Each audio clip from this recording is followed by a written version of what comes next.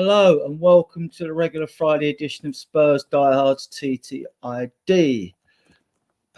Tonight we shall discuss post-match Alkmaar, we'll preview Fulham, and we'll discuss what our transfer priorities should be in the coming up summer transfer window. So without further ado, I'm going to introduce Jack, our guest from the Irish Hotspur here. So those of you watching on playback, you know where to go. You get to see this first. And just get over there. I mean, they're a great channel, good content, mature and sensible content, people on there as well. So get over to the Irish Hotspur. Right. And so, Jack, how are you?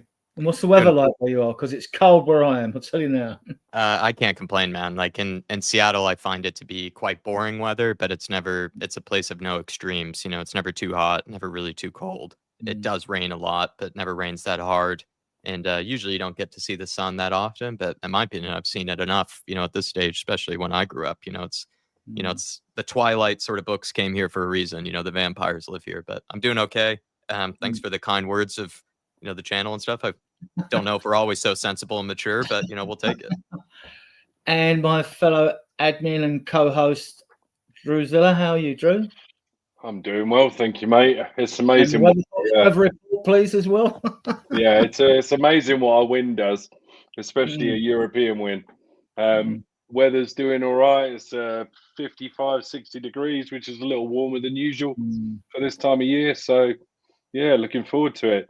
Got a couple of regulars in the chat already. So hello to Graham, big up, mate, and Blaine. Good to see you. Really appreciate you joining. Yeah, go through the chat before we start. It's just these 20 just in there already, two. which is good. We've got 20 viewers already, which is good. I don't know if we've actually got in the chat. Yeah, I mean, it's just these two hooligans at the moment, Graham and Blaine. But I want to thank Jack for coming over from the Irish Hotspur. Obviously, you can catch him and Dave pretty regularly, especially if you're a member. They put out some great content, and I have the pleasure of joining them for pre-games. So, it's just to echo Adrian, lovely to have you along. We have a packed show, don't we, Adrian, talking about this, that, and the other. We're gonna start off talking about the RZ game. Peter Kagayas in here. Hello from Melbourne. Hello, Peter. Big up, Aussies. Big up, you Aussies. Appreciate you coming in. Yeah. And just to also echo Adrian, we do this show slightly later on a Friday just to give the US audience and Canadian audience a little something to get to wet their whistle on the weekend. And also as well. Yeah, just helps them hour-wise because you guys get up all hours to watch the team play. You masochists. So we thought we'd push the show forward a couple of hours because it just helps you get on. I know you have many time zones wherever you are, whether you're in Canada, America, or Australia, but we just hope it helps. Right, absolutely. We'll start with it's all good here. Right, go on. Graham, no, Blaine, sorry. Yeah, and then we got Peter saying good day. We got Graham, good day, Peter. We got Nita coming in. Hello, Nita. Good to see you. Here we go. So let's get into it. Adrian. Okay. Post-match AZ Alkmaar. Go to Jack first, or was the guest. What was your make on the team when you saw it, Jack? I had to do the predicted lineup because Dave had something come up, and usually it's Dave's responsibility. He's a lot better at it. I think he does more research into it than I usually do. And I had gone off of what sort of Ange had said in the press conference, and also what I felt like Ange tends to lean on, right? This was going to be a huge game for his future. Everything was on the line, really, potentially his future, potentially our sort of season. So I thought he was going to go with like his trusted regulars, that being guys like Basuma, perhaps a Brendan Johnson. And so I actually got the predicted lineup particularly wrong. And I was actually really satisfied with this one. This was kind of around what I wanted, maybe selfishly, my own. Of course, the manager picks who he wants, but this is pretty much exactly what I'd wanted for this game. So I was actually really happy with the lineup, Adrian. Really happy with it. Drew, what was your take on the lineup? Do you know what?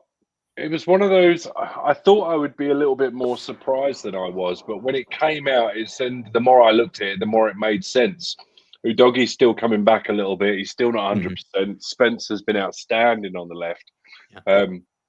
His ability to not only cut inside and invert on his preferred foot, but his ability and also his willingness just to overlap Sonny as well and give Sonny an extra option.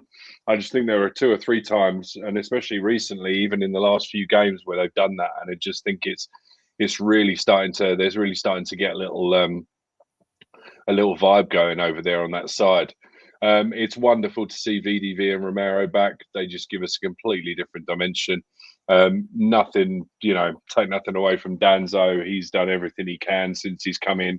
And Archie Gray, I'm still amazed that he's an 18-year-old or turned 19 yesterday playing, centre back when he's naturally a midfielder. So take nothing away from him, but those two are just different gravy. They have a commanding presence. They have an ability to allow the fullbacks to do what they need to do in terms of inverting and adding extra people in midfield. The passing to the bylines, especially Van der Ven, when he can come up and he can spread a ball out to Sonny, and the ball is so well placed that it's almost in line with like the 18-yard box, and it's such an acute angle, and they're just able to do things that the others haven't been able to do, and it's just a breath of fresh air. Peter says Bergvall. I mean, special mention for that kid. He was all over the place last night. He was fantastic. We'll get into that. We'll get into it properly. I mean, and up front, I was delighted that Odeberg got the start. I think he's, not to say necessarily deserves it over Johnson. I just think he had something different, didn't he? And I think he's just proved his selection was worth it. So really, really enjoyed it. I would have liked to have seen a bit more of Tell, but I think it's all right. It's all right. It was enjoyable. Actually, I picked the team barring Odegaard because I did actually put Tell in my lineup rather instead of Odegaard. I thought Sarr would keep his position because he's played well recently, in my opinion. Bergvall has, Madison has, so like the back four virtually picked itself. So we'll move on to that. We'll have a look at the subs, Jack. It's not a bad bench now. People are coming back, but could still do with a little bit extra, I think. I think it's more or less, Bar Kulusevski, pretty much, everything that, we nearly have a full squad. So I don't know if we can really complain too much at this stage. Of course, some guys are kind of coming back still from injury. Ben Davis, being one of them to an extent. Destiny Udogie being one of them. I think the bench is looking stronger and stronger. It's nice that Ange Postecoglou does have these choices. I still don't think he has like an amazing array of options, to pick from, but he does have different options and different choices to pick from. Well, luckily Timo is banned from playing in Europe for us to a degree, or at least banned by Ange Postecoglou. But I was happy with, I was really happy with the starting 11. So, the players that missed out were going to eventually be on the bench. And I think, if I'm not mistaken, the Europa League, like you almost have like a pretty unlimited bench, really to pick from. It's not like the Premier League where you do have to leave certain people out. And tonight I actually watched the under-21s, and they've not had a great season so far because most of the heart of the squad is out on loan this season. But Mikey Moore scored in a 4-1 win at Blackburn. I watched it on Spurs Play. Jaden Williams got a hat-trick, the striker, the number 9. So back to winning ways for them, which is good. So do you take anything from the subs, Drew, or we can move on to the game? No, I mean, it is what it is, isn't it? I mean, ideally, you'd like to have a little bit more on there. I guess if you were to take out a couple of those names and put in maybe a Kulusevski, a Richarlison, it starts to look a little stronger. But at the end of the day, it's still, it's as good as it's going to get at the moment. I think you'll see them both back after the international break. Yeah. And it's 3.5 weeks till the 2 quarterfinals at Frankfurt. So we're all hoping we can build a bit of momentum now. Right. We'll talk about the game and I'll talk about the momentum in a minute. So Spurs started brightly. I was at the stadium to watch this. 10 minutes, we had 79 possession. I'm nudging a guy next to me saying, "We've got this." He says, you always say that, right? So I said, yeah. And then on 26 minutes, Son presses the fullback. It was got a bit of a lucky ricochet, but he forced the error. So he steals the ball from Goes. And then the ball feeds Solanke, who just won his first assist of the evening, to Odegaard, who blasted it past the keeper, really, didn't he? Yeah.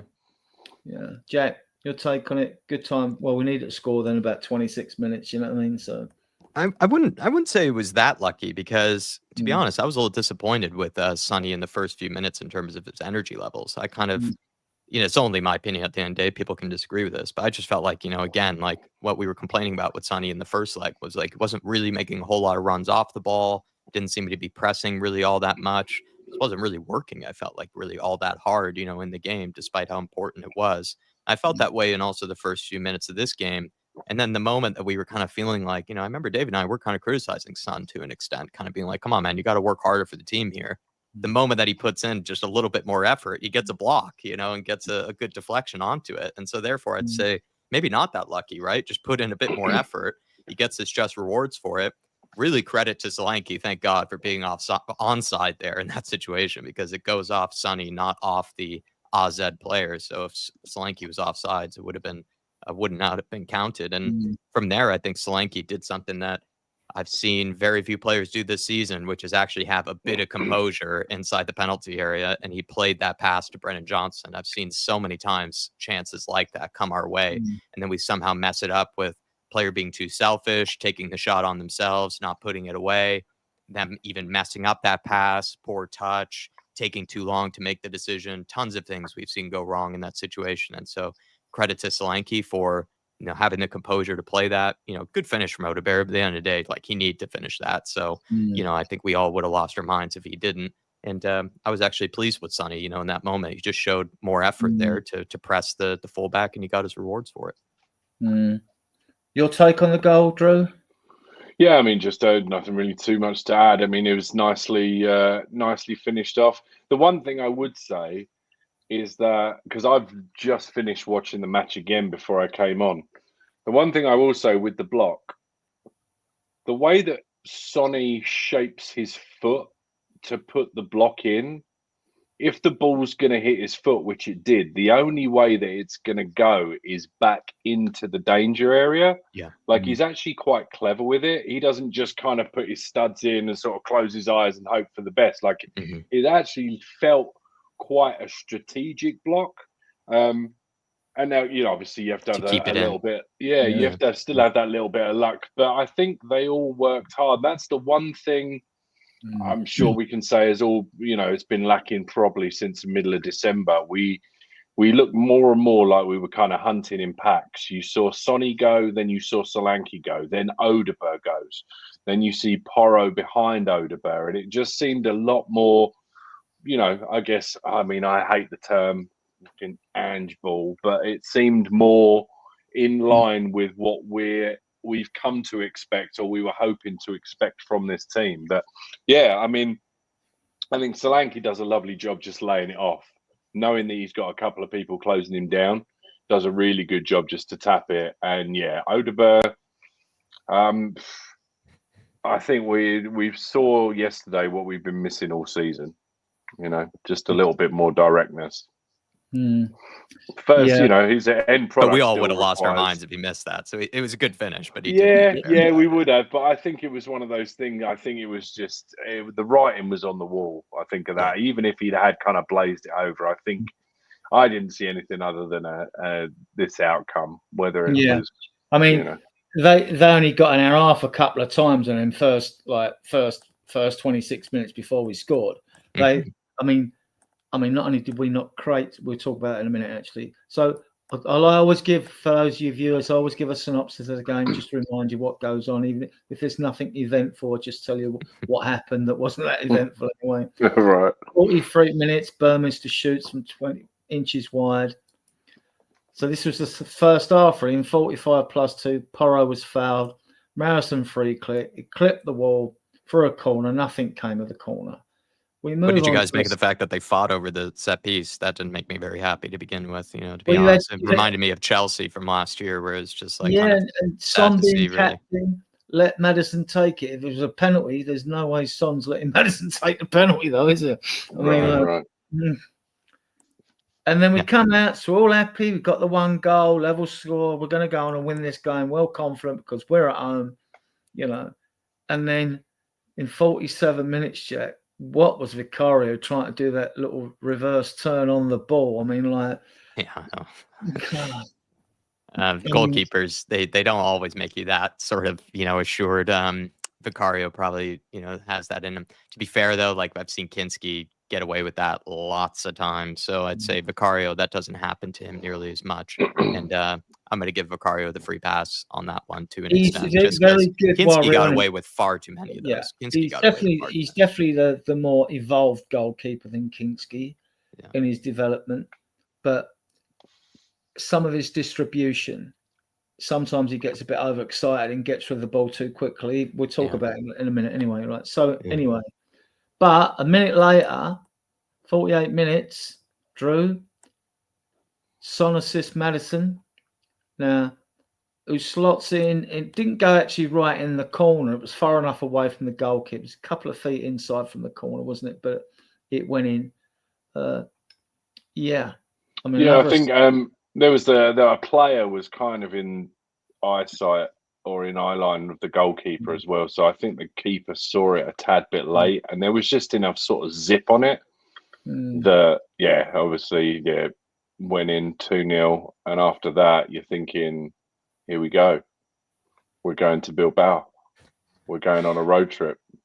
It's a bit similar to the Solanke goal, though, right? Where it was just, again, I felt the same feeling of like, thank God Sonny passed that, because it just, the moment that it was laid off, you're like, okay, that's going in the back of the net. And I felt the same way with the Odebear one. Was the moment Solanke's laid it off, you're like, that's going in. And it felt the same way with Sonny's, where, a bit of unselfishness, almost like instead of he could have taken the shot himself. I think he had an angle there, but he, sort of sold it and then, laid it off to Maddison. And then once it fell to Maddison, I just knew. I felt like I closed my eyes practically, or I was almost already celebrating by the time it, reached Maddison. I just knew he was going to bury that. So similar to Solanke, the composure to be unselfish there, and the composure to know that there was a better option, or there was a better person to take the chance or take the shot. Absolutely. And for those of you that have critiqued Sonny rightly or wrongly, I have, because he hasn't looked great on the eye test. But that's 11 goals and 11 assists so far this season. He's producing, he's producing. So, and like, I think with Sonny, and we'll talk about a bit more later as well, I think with Sonny, people always expect him to score goals. He gets his goals in clusters. We know that when he scores, he has little streaks, then he doesn't score for a while, then he scores again. Yeah, so, right. So, we're 2-0 up. 58 minute, Classy shoots inches wide. That ball seemed, I thought, just rolled, but just missed that far post, didn't it? Yeah, so that was nervy. And then the first substitution, 61, great for VDV. Guys next to me, oh no, let's hope he's not injured and all that. I said, look, if he had a knock, Ange would have took him off at half time. It's not a knock. He's been, you're right, mate. You're right, mate. You know what I mean? People behind me slagging off Sonny, and Sonny had a really good game yesterday. And I thought, what the hell? It's annoying when you're watching a game and you got people and all they're doing is moaning all the way through it. And these weren't right? And like, I remember being at one game recently, and a guy turned around behind the guy and said, "Mate, do you mind fucking shutting up?" He went, "What's sick and tired of hearing you fucking moan all the time?" And this guy shut up. Two in front of me ain't been back since. Like, that's funny. That's funny. I clearly 60th minute, it's the classic time for a substitution, really. Like, it's probably one of the most common minutes when it happens, especially if you are thinking about injury prevention or whatever you want to call it. So it made a lot of sense. Clearly pre-planned, whether you think it was the right decision or not. Clearly pre-planned. So it was always going to happen. I've said this to Drew before on various shows. I think Mickey Van de Ven's hamstrings alone are worth like 40 to 50 million pounds. So it's just you have to think about him in terms of his preservation, whatever word you want to use. Yeah. It made a lot of sense, really.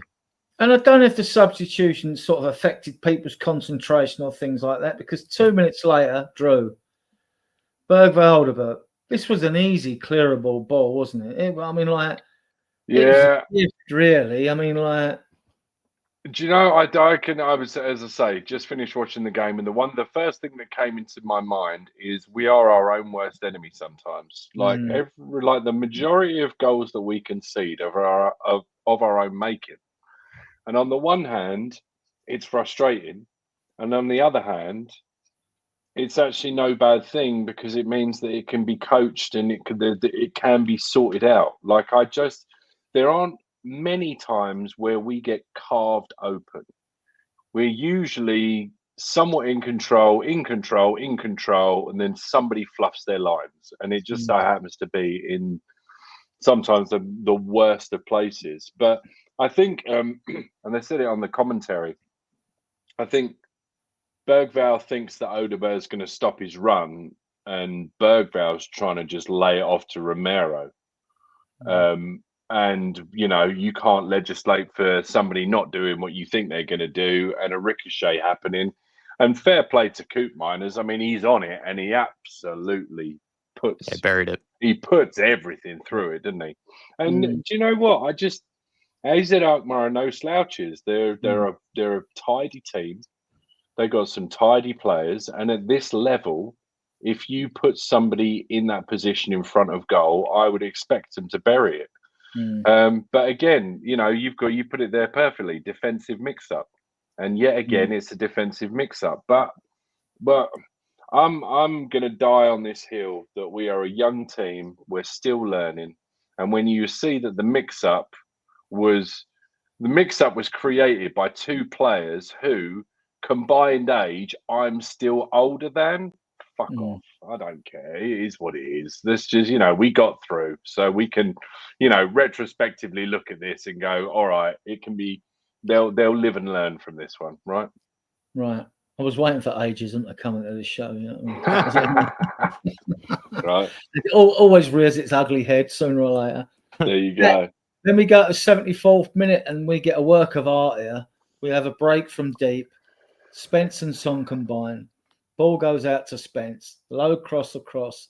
That death flip from Solanke. He knows what's going on in a penalty area. And then Odegaard scores from close in. Yeah. It was a goal that, like, I suppose Brentford, Bournemouth the other day when Semenyo had his goal disallowed. That was a similar work of art from the back, but theirs was disallowed. Nothing wrong with this one. No, nothing wrong with it. It was a beautiful goal. I think it really starts off with, though, like that turn from Madison, to sell, the AZ players, because they were really pressing us in that situation. You could tell that they wanted to win the ball high up the pitch, and just Madison just sells at least 2 or 3 players with that sort of, that sort of fake to let it go across him, to let it go across his body. And once that happens, everything really opened up, and it was really well worked. Sonny, gets it out to him. The overlap from Jed Spence was causing them problems all game. It felt like, it was a really good dynamic to have Sonny sort of want to drift inside, but if he needed someone to play it down the outside, he had Jed Spence plenty of times to do it. Jed Spence, who isn't left-footed, puts in a good cross into Solanke. I feel like Solanke's sort of, whatever you want to call it, Rabona type touch, to lay it off, really. Like, it's a bit similar to the Pop Matasar sort of cross or shot, wherever you lean on things. Did he mean to give it as an assist? Did he mean to shoot? Doesn't really matter, because it was well done, and he made good contact with it. And once again, Odegaard, at the right place at the right time, for maybe the second one was more of a tap in than really the first one. But to a degree, you're like, oh, he's got to bury that. And it was great it was really, really well worked goal. Really, really well worked goal. I think a lot of it, though, does come from that move from Madison, because once Madison does that, like, the whole AZ team was caught out. Like, I feel like they must have 5-6 of their own players, were inside our half trying to win the ball high up the pitch there, and he really did so well to sell them. I thought he was going to take a touch, Madison, but he let the ball go. at the stadium, it looked like, I'm right near the south stand and in the east stand, right close to right up. I thought he was going to take the touch, and when he didn't, it just sold the player. He's got a great footballing IQ. We've critiqued him justly. I know if David Clark's here, he won't have anything bad said. Madison, he's from Leicester. He's a Spurs fan, but his family all Leicester fans, So yeah, it was a lovely goal. It was a goal worthy of winning any game from the build up, wasn't it? Did you guys have an idea of if it was Odebear or Bergvall's fault? Does it really matter? It was hard to tell whether. I feel like it was a bit of both with Odebear and Bergvall. I felt like Odebear maybe a bit too cash to sort of let that go for someone else to clear it away, but at the same time, like Bergvall also maybe a little too cash on the. What's that for the goal we conceded? The goal we ended up conceding, because like Drew said, it was self-inflicted to to some degree. So I'm just curious if there's anybody that you would put maybe more blame on in that situation, or is it kind of just 50-50 there? I think a 25, maybe a 22-year-old Bergvall puts his foot on the ball and kind of waits another 2 seconds to see what happens. Like, I think he was just too eager. I think the nice thing was, the really good thing is that he didn't just want to put his foot through it. He wanted to retain possession. The idea was that he was just trying to pop it off to Romero, and one of his other teammates got in the way. And I just think that'll be one thing where he might just, as I say, in a couple of years' time, or even next season, and the next time it happens, he might put his foot on the ball, because subconsciously he's thinking, well, Odebear's actually moving too fast for him to just stop dead. So that pass doesn't work. Like, when he analyzes that back, he'll realize that he needed to give that play a second to play out if he was going to play the ball. So arguably, it's Bergvall, just because I think he's just being a little bit too like, come on, let's get on with it, because I want to pop it around. I'm really enjoying this. What happened? I think he might have cut himself off. I think he's got the link. Hopefully he'll come back in. Right, so yeah, I think Bergvall, but as I say, it's nothing he won't learn from. Let me just go give him the link just in case. Yeah. And then obviously, 77 minutes we had the substitutions, or the first of a couple of substitutions. So the Basuma are coming on for Madison, who up to that point I think had done really well. And then Johnson on for arguably, if not man of the match, then nominee for man of the match, Wilson Odebear. Happy with those substitutions, Adrian? Yeah. I'm just giving the link there. Hang on. I'll go over into the chat just while you're getting Jack back there. Here he comes. Oh, right, okay. We've got Ben Kaufman, Big Ben in the house. Big up. Appreciate you coming in, Ben. Do the chat. Yeah, do all the chat. Yeah. Yeah, just saying hello to some people. Get Eltel Cockerells come in. Daniel 90's popped in. Say hello. Appreciate it, guys. Thank you very much. 62 people watching, which is wonderful. You could smash the like, and if you do want to subscribe, we'll be more than happy to have you for the journey. Sorry there, Jack. So yeah, basically the long and the short of it is, I blamed Bergvall, but not really harshly. It's something that he'll learn from. Just curiosity. Sure. Yeah. Well, he's at fault. If you'd lost the game, you'd be saying, "Oh, still great game, Bergvall," but you got to cut that out, right? Yeah. And then we had the Basuma Madison substitution. Yeah, Madison was playing ever so well, and there was some, half the team were standout performances, but we'll come to that. Then a minute later, Johnson for Odebear, got his 2, weren't allowed to stay on and get a hat trick. Okay with that. Then this was why it was good to have Basuma on, Jack. Double chance, Paris shot, Vicario parries, DeWitt drills a rebound, and it hits Basuma. Basuma, good block, and it's cleared. Yeah. I'm going to be harsh here, but I think Vicario would have saved that, no problem. The follow-up, I think it was going straight into his hands. So Basuma almost kind of does a bit of it's like a theatrical dive, by a keeper. Maybe that's sometimes, kind of overly praised.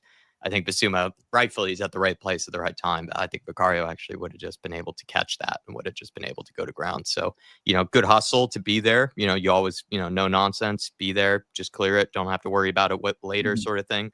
I don't know, like maybe this is a hot take. I actually think Vicario would have saved, the follow-up there.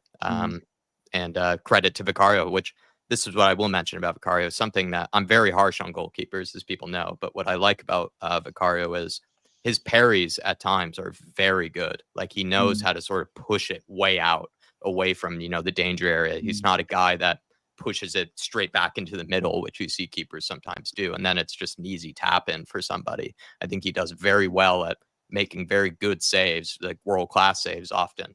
But then when he makes that save, does very well to get a strong hand to it and to know where to push it away from where someone would collapse onto it or, tap it home. And even that save, the initial save I think he makes does that, because yes, there is an AZ player there, but that AZ player is like the one you would want to parry it to, where there were a bunch of other ones he could have parried it to that probably would have just tapped it home, and he touches it to the outside, and it would have been a difficult finish, for that person to have put it then past him after that. So I'm going to give more credit to Vicario.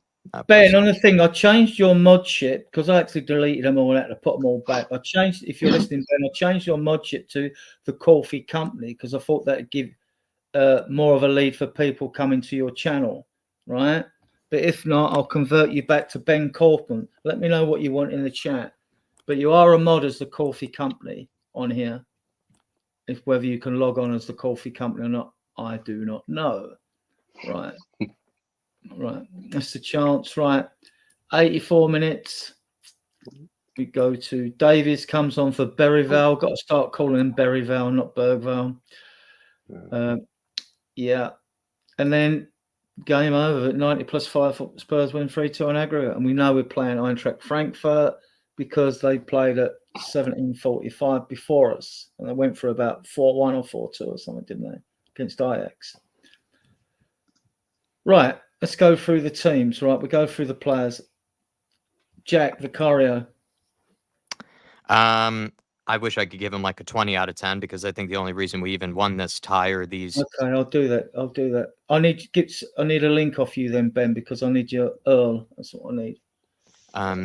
The only reason we were only 1-0 down was because of Vicario. So I feel like almost his performance from the first leg practically for me carries over to the second leg. He didn't really make any. Of course, he had that little slippery moment that we talked about, with the touches with his feet that he almost got cut out for. But apart from that, he was brilliant. And actually, at the end there, give him praise for some time wasting too. We don't see that enough, I think, from our players. And something I wish maybe Ange could sometimes instill into the guys. Like I understand he wants to play his brand of football, but you do benefit from, sometimes, faking an injury or just sort of taking a little bit of sting away from the intensity of the game by doing some housery and doing some sort of dark arts of time wasting. And I think we actually saw that from Vicario. A few times he sort of fell onto the ball, sort of waited for people to get away.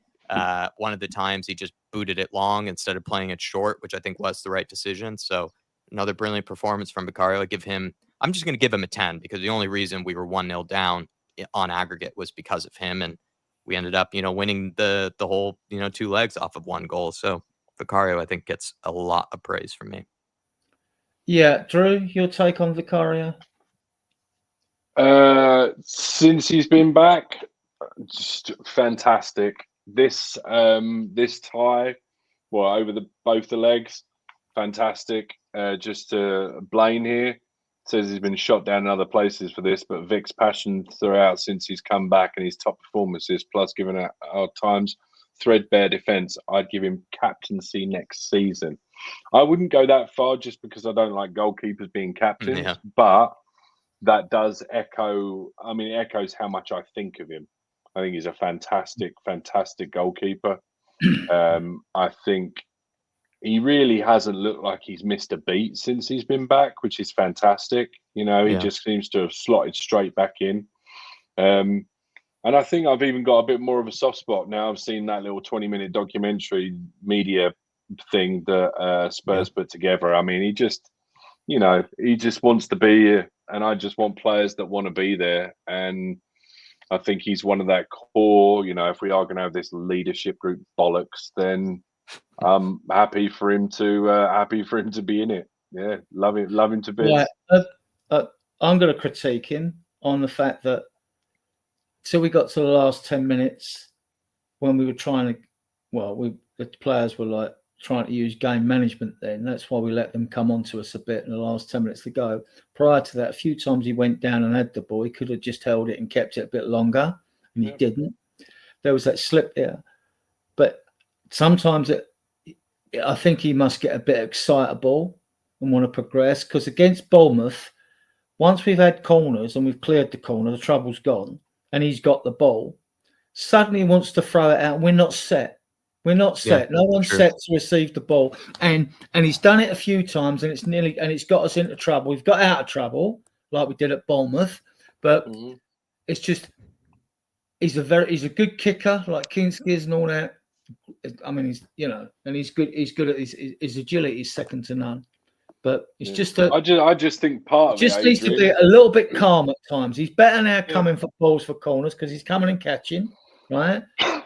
So, yeah, I mean, but I'm going to critique it on that because I just think it's justified to do it. I want to see him a bit more composed, a bit more composure.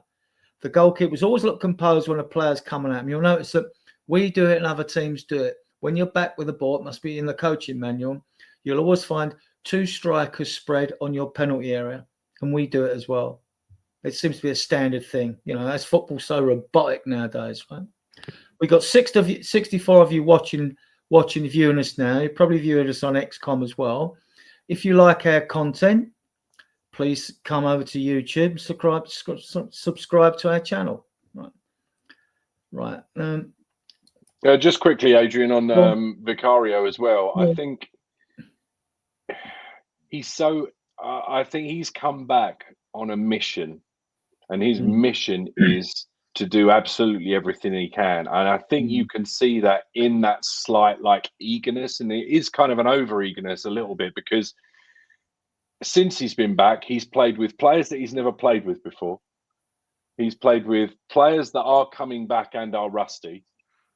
So I think the whole thing, I just think he's a little bit I think he's half a step ahead of everybody else. Don't get me wrong, it does need to be worked out. It needs to be tightened up. But I think over the course of the next couple of games, hopefully with everyone starting to get back to it, I think you'll start to see a little bit more of that. They will be set. They will be ready, because everybody will start getting a little bit more familiar with, where they're supposed to be again. So yeah, I mean, fingers crossed. That's my hope anyway. As I say, I've gone on record as saying that I want a steady progression for the rest of the season, and I think, provided, touch wood, people don't go down with injuries again, I think that's what you'll start to see. For all the good performances throughout the team, I wasn't very impressed with Spence or Porro. What's your take on them, both of you? What's your take on these two during the game? Go on, Jack. Let you go first. I thought they were fine. Not the best players on the pitch, but I don't think they were too much. With Porro, I think that was a good call by Ange to start with him, just because we did need to chase a goal. Pedro Porro is on his day, not all the time, but on his day is supposed to be one of our best crossers of a ball, one of our better technicians on the ball as well, a guy who can maybe complete passes that others can't, or see passes that others can't. And I think there were times when we were building out from the back, or, Azad surprised me. There were some moments where, yes, first half, they did 4-4-2, almost like Jose Mourinho, sort of every guy behind the ball to begin with. That was very negative, that was looking to sort of frustrate us. But when they did try to put pressure on us, and they did try to sort of win the ball higher up the pitch, I think Porro, gets on notice for sometimes being able to play certain passes with finessing an angle, or sort of manifesting, a certain lane or something like that to complete a pass that's very necessary to sort of break the press. So I actually think Porro was pretty good in possession on the day. Not amazing, but I think he was pretty good, and a good call by Ange to pick him. And then Jed Spence, played a massive role, I think, with how Sonny, I think, my opinion, I think Sonny sort of started slowly, but then really grew into the game and really came, with a lot more influence as the game went on. And I think Jed Spence helped him by making those overlapping runs down the left, because Sonny, I think, is a more dangerous player if you allow him to then drift inside. But to give that threat of drifting inside, more credence, whatever the word is, you need to have that guy that can sort of be that option on the outside. So in case they, block up his pathway of cutting inside, he can just play someone down the outside I like Jet Spence. So I actually think they were all right on the day. And Ernest Poku, that guy, like he was a nuisance to us for both legs. I'm actually happy to see the back of him. And Jet Spence did all right to deal with him on a couple of occasions. Yeah, I mean, I agree. I'm with Ben here. I mean, Porro's technically superb, but I'm not sure he's the solution for us on the right. Ange likes him. If he's going to play him and not put Spencer and Udogie on the left, we're going to talk to that later when we talk about transfers. But Porro, it's whether do we get a net gain out of Porro? You know, do we get more out of him because he likes to go forward than we do defensively? And is that good or bad for the team in general, Drew? I mean, I might cop a flack for this, but if you consider he's putting in corner or he's putting in crosses to a guy that isn't known for heading the ball, and yet he's also giving the ball away a lot in the back half, or he's not in position. I don't know. I don't know if he's a net gain or not, to be honest with you. I confidently remember myself saying 2 or 3 times in the first half, for fuck's sake, Porro. And it's just, don't get me wrong, I love his tenacity. I love the fact that, you know, he gives everything. You can see it. He wants to be out there. He's, you know, it might just be a part of the fact that like our midfield hasn't consistently functioned all season. Right, so exactly. I mean, to me, if he's going forward, the right-sided midfield should be coming across. If he isn't forward as well, then like you've got your right-sided centre-back should come across, but then you shouldn't split your centre-back. So if he comes across, the left-sided one's got to come across, and the left-back's got to come across as well. If he's not forward, but you can't split a defender. So. Well, there was a point in the first half where our back four was a box. And you basically had VDV, Romero, and then literally Spence and Porro pretty much in front of them as another two. It was like a 2-2. It was a 2-2. It was a 2-2-3. You know what? I can't even do the math. I don't know, man, because I noticed it on the other side as well, and it's obviously part of the system. I mean, Angie's going to die on Angie's going to die on that hill, just like I'm going to die on the Ange hill. So, I mean, it is what it is. But yeah, I mean, Porro, I just thought a tad bit ordinary. Spence didn't have his best game.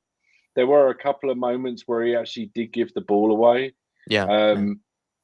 But the thing about that is that the Ange outers, or the people that have a go at Ange because he didn't play Spence at the beginning of the season, that will just be irrelevant. That'll fly under the radar. That will never won't get mentioned.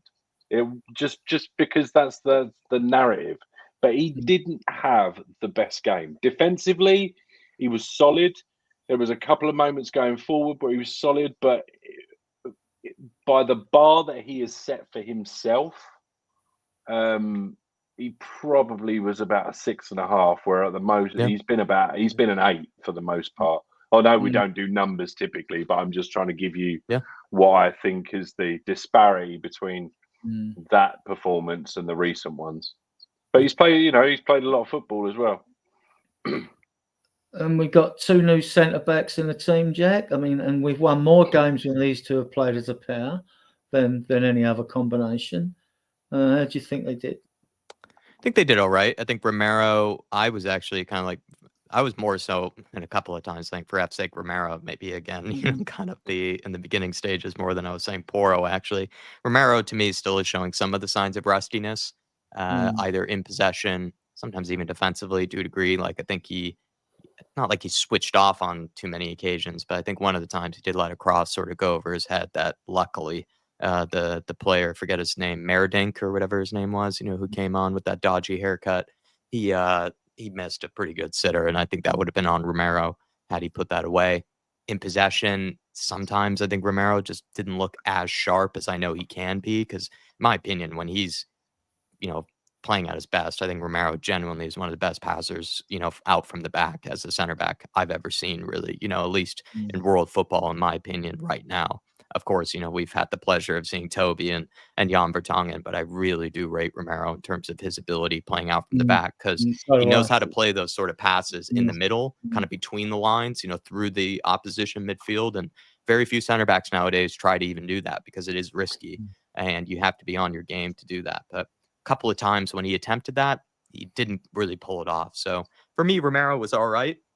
I loved the moment with Troy Parrott. I think also that goes unnoticed because with Romero, you do sometimes need that bully type defender like in your team, because with a striker, if you have a guy that can sort of go through the back of him or put in a good challenge on a player and then intimidate him to a degree, it does force, the forward or the attacker to have to think about him more than they normally would about a defender. And that can throw them off their game. And Romero has done that plenty of times in his time here, whether it's been Holland, whether it's been, Dave brought up Mikel Antonio. I remember one time when we went to a game together, he has that ability to sort of take a player out of the game just by intimidating them, to some degree. And I think he did that with Troy Parrott, actually. So credit to Romero there. I thought Mickey Van de Ven had a better game, though. Yeah. I'm a big fan of Romero. I think I know with liking and disliking players, it's very subjective with the fan base. I am a big, I think he's our best defender. Not only do I think he's our best central defender, I think he's our best central defender by a light year. I think he's that much better than VDV and all that. And don't get me wrong, I love VDV. I think you and Ben Kaufman are disagreeing here, Adrian. Look, that's fair enough. Romero's a ghost without VDV. That's what we're here for. Ben. Yeah, big up, Ben. No, that's fair enough. The controversial topics on a Friday night. I don't get excited when people disagree with me, because this is what we don't get the heart pumping. All opinions are valid. And on that, absolutely, me and Drew were talking, because next Friday we've got the international break. You'll all have your chance in the chat as well. We want to do the best Spurs 11 since the Premier League started in 1992. So that will get people going and disagreeing well. And also, we're going to have an open forum chat channel, because there's no football as such, because I don't call England playing football. And we'll take every question you want to throw at us. We'll probably go over to all sorts of tangents, but it'll be okay. Give us something to do next week. And any Spurs news, obviously any breaks, which we're never short of the next PR blunder at the club, so maybe we'll get a blunder before next Friday. Donna Cullen's bound to say something, right? Yeah. But on the show so far, great show so far, 67 viewers. I suppose a lot of you are watching XCOM. Like I said, if you're watching us, please subscribe to our YouTube channel. Yeah. And we actually want to get more of you in the chat channel, because we could have monetized months ago. You only need 4,000 hours and we got 8, and you only need like 1,000 members, and we've had them for months. So but we need more of you in the chat channel, really, is what we need, really, to make it worthwhile. We got some more people into the chat. We got Lisa Davis in here. Lovely to see you, Lisa. Got David Shear. Lovely to see you as well, if you want David. To come on, and if it suits you Australians to come on now, because we do this show a bit later on a Friday, let us know. Message us in the chat. We'll get you details. We'll try and get you on the WhatsApp. In fact, I'll put my phone number in there now, right? Which means I'll probably get... Uh-oh. Just going to get some saucy pics. Anyway, you do that. I'll go back to Star, Bergvall, and Madison in the midfield. Oh no, we were just having quickly talking. Right, I'll just finish off VDV and Romero. I said Van de Ven still had a better game, despite Romero. Yeah, I think having a mixed game. Yeah, I'm inclined to. I don't know if I'm putting splinters in my ass by saying this. I kind of have to agree with both. Yourself, Jack, but also Adrian and Ben. I see the benefits of Romero when Romero is absolutely on it. He progresses the ball like no other defender we've got. But I also take Ben's point that he can, at least this season, has had a tendency to go missing. And then also, you take into consideration that I think it came out of, somebody had some stat recently where he's missed 68 games due to injury and suspension. Yeah. So that's an awful lot. But then, VDV's he's probably not quite up there because he's not been with us for long enough. But no, I just it is still lovely to see them both there, and I just hope I hope they get stronger, fitter, and I hope we get to see them, for longer. Because let's face facts, if Romero's not signing that contract this summer, probably need to think about moving him on. Yeah, we're going to talk about that. This is my phone number, those of you out there watching on XCOM or in here, viewers here now. If you would like to come on our channel and have your say, all are welcome, obviously. Just message me. You don't have to phone me. That's my WhatsApp as well. You can message me on WhatsApp. I'll take your details and we'll get you on. Okay, just reach out. Don't be shy. Reach out. Right. So where are we, banners? We was down to. And sorry, just a big. I kept on bringing that up because I just wanted to give a quick big up to Peter, where he says all players have dips, and I absolutely respect that. And do you know what, Peter? I wouldn't even go so far as to say that he was just kind of a little bit of an off game. I don't even think it'll be a dip. I'm sure he'll come back against Fulham. I'm sure it's Spence you're talking about, and I'm sure he'll be fine. I just think he was a little bit off it last night, but still a decent performance for someone that wasn't quite on it. Midfield, Sarr, Bedival. We'll pick one each. Pick one then, Drew, while you're there. All right. Well, I'll pick Maddison because I want Jack to have I think I want Jack to have Bergvall because I'm interested on his take. Maddison, I thought was solid. I think he took a minute to get into the game, but I felt like once I heard the commentator say his name for the first time, I looked at the clock and I was like, that's weird. I expected to hear him sooner. I was like, please don't go missing. Don't have one of those games. But I think that was just kind of the team as a whole.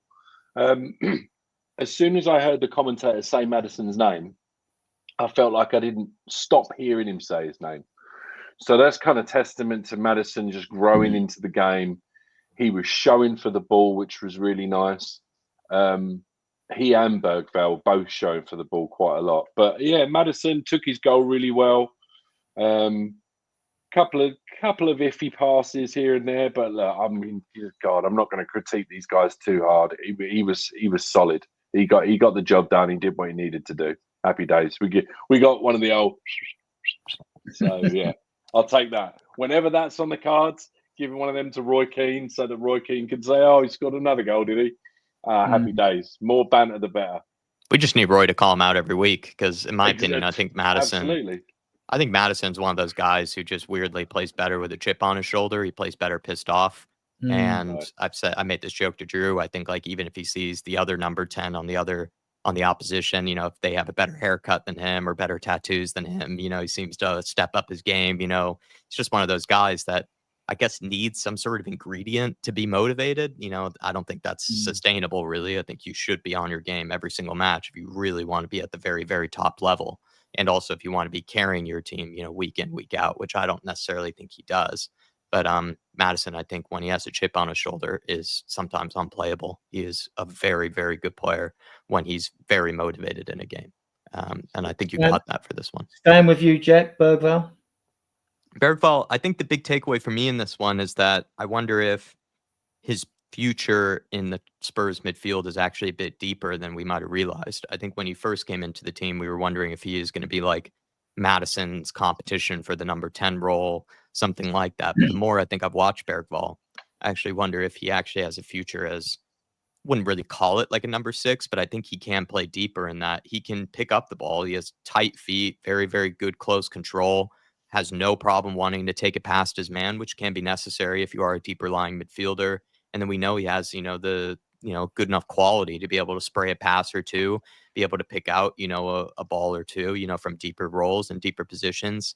He can carry you up the pitch without needing to pass it as well. So I think he has a lot of ingredients to be a good deeper lying midfielder, whether that's like in a double pivot as like a number 8 or as a number 6, whatever you want to call it. I don't need to be too technical about it, but that was the takeaway for me, is that the dude does know how to get stuck in. He can win challenges. He can get you up the pitch, and he does have a decent pass on him as well. But I am curious if like he has the final third threat that, would be necessary for him to play as like a number 10 or something like that. I'm not too sure if he does, have that sort of threat in the final third to pop up with a goal. So just curious what you guys think. Maybe Bergvall has more of a future as like a sort of double pivot type midfielder, someone that's going to play actually deeper. Well, and he's big, when you think about for how young he is, he's actually true. quite big, quite muscular. So is Gray. They're both 6'2". Mm-hmm. I think he's a fantastic player, and we've now seen what he can do, and he'll be able to do that against better teams as well. He will. He's not a 10, and I'm not a fan of numbers being old school. He's a holding midfielder come cam to me. Attacking midfielder. Back in the day, it's holding midfielders, central midfielders, and attacking midfielders. Now it's numbers, but the problem with numbers is they become too specific. That's if you know what someone's perception of a 6, an 8, or a 10 is, because you could have a 10 who's a Dele Alli playing close to a striker. You could have a 10 that's like Ericsson. You could have a 10 that's Maddison. You could have a 10 that drops deep like a Bobby Firmino was at Liverpool.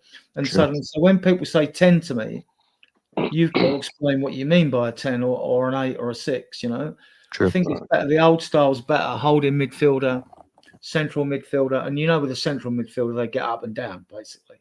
They are sort of your 8s anyway, so I just think they overcomplicate things with Ponzi-type descriptive narratives of positions in the field.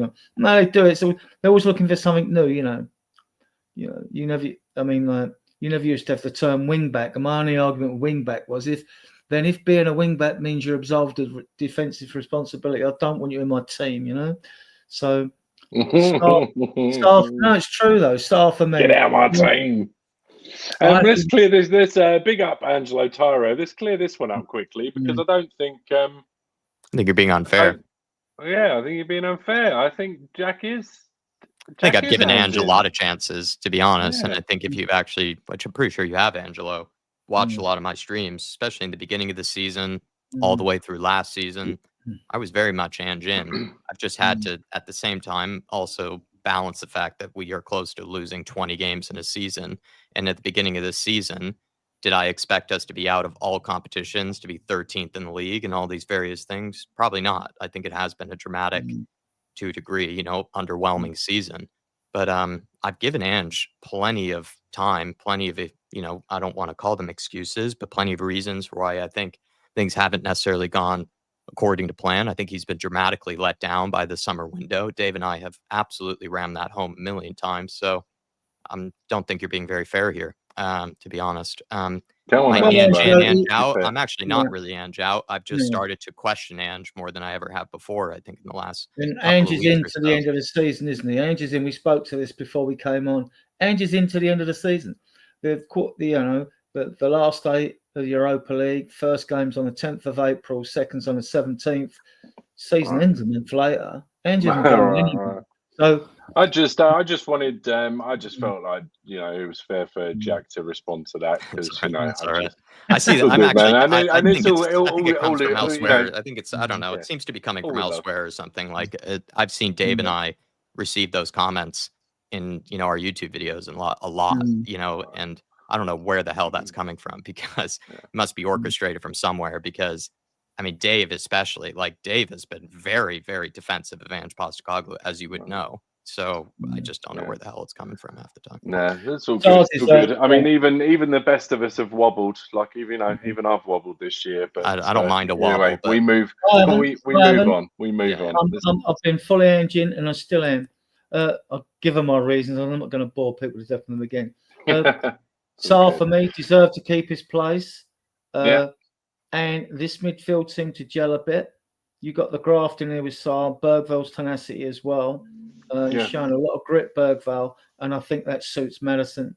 And Ange may have clicked on a 3 that really I works. mean, if you are gonna put numbers on it, it is kind of a 6, 8, 10 there, and when you've got Sarr and Bergvall that can kind of cover, they can kind of 6, 8 hybrid, and Madison's your kind of standard 10, and even with that, you can do that where you've got more of a sitter, more of a box to box than more of your playmaker, and then that also works really well if you need Sarr and Bergvall to sit back into a double pivot and have Madison in front of them. You can work that as well. So yeah, that is quite a nice trio. And you've still got Bentancur and Kulusevski who add to the equation, right? So, and we'll talk about that. Yeah, and the difference is now, I mean, like, as the team is showing a bit more energy, there's a bit more zip, and there's not so many silly stray passes. There were still a few when these little interchangeable passes, these little slick dink passes and all that. When they come off, we end up beating teams by 4 goals, and when they don't, we go again. It goes again. It goes again. And we just seem we just look a bit fresher now to me when I'm at the games now. That even though against Bournemouth we shot ourselves in the foot and we had to come back. Is Alan? We had to come back from goals. Hey, Alan. Hey, guys. Yeah. I mean, I'll be honest with you guys. I'm probably going to get pelters for this as well. But I mean, this is eerily familiar to Klopp's first couple of seasons at Liverpool. I mean that just in terms of pieces and him not having the pieces he needed to play the football that he wanted to play. And I'm just kind of getting those vibes. I mean, the difference between us and Liverpool is that Liverpool went out that summer and spent 75 million on Virgil van Dijk and 70 million odd on, Alisson, and then really pushed on. That's the difference. But for the first couple of seasons at Liverpool, when they were teetering and going up and down a little bit, and we were hammering them 4-1 at Wembley.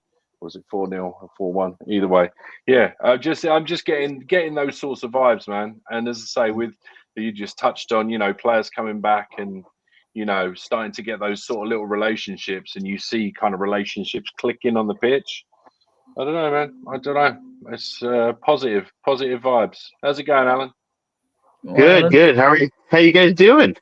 We're fine. We're discussing the performances. I assume you watched the game, so we'll come. I did. Play. Pick one. Well, I'll save Odebear for someone else. I'll take Solanke. Solanke, I think, he's such a workhorse, and it's enjoyable to watch. To see it's something that we've missed for however long he was out. That we knew it. We lamented it when he was first injured. Not losing his work ethic and his ability on the ball to progress the ball forward again. It is very important to Ange's play style, I think. And without Solanke, we don't have a center. We don't have a 9 that does that. So I think he does a very good job. The little flick back that he did to Odebear was it inspired. And unfortunately, I think he suffers from a lack of service. I think that, he's not getting enough good service during the games to really make an impact goal wise.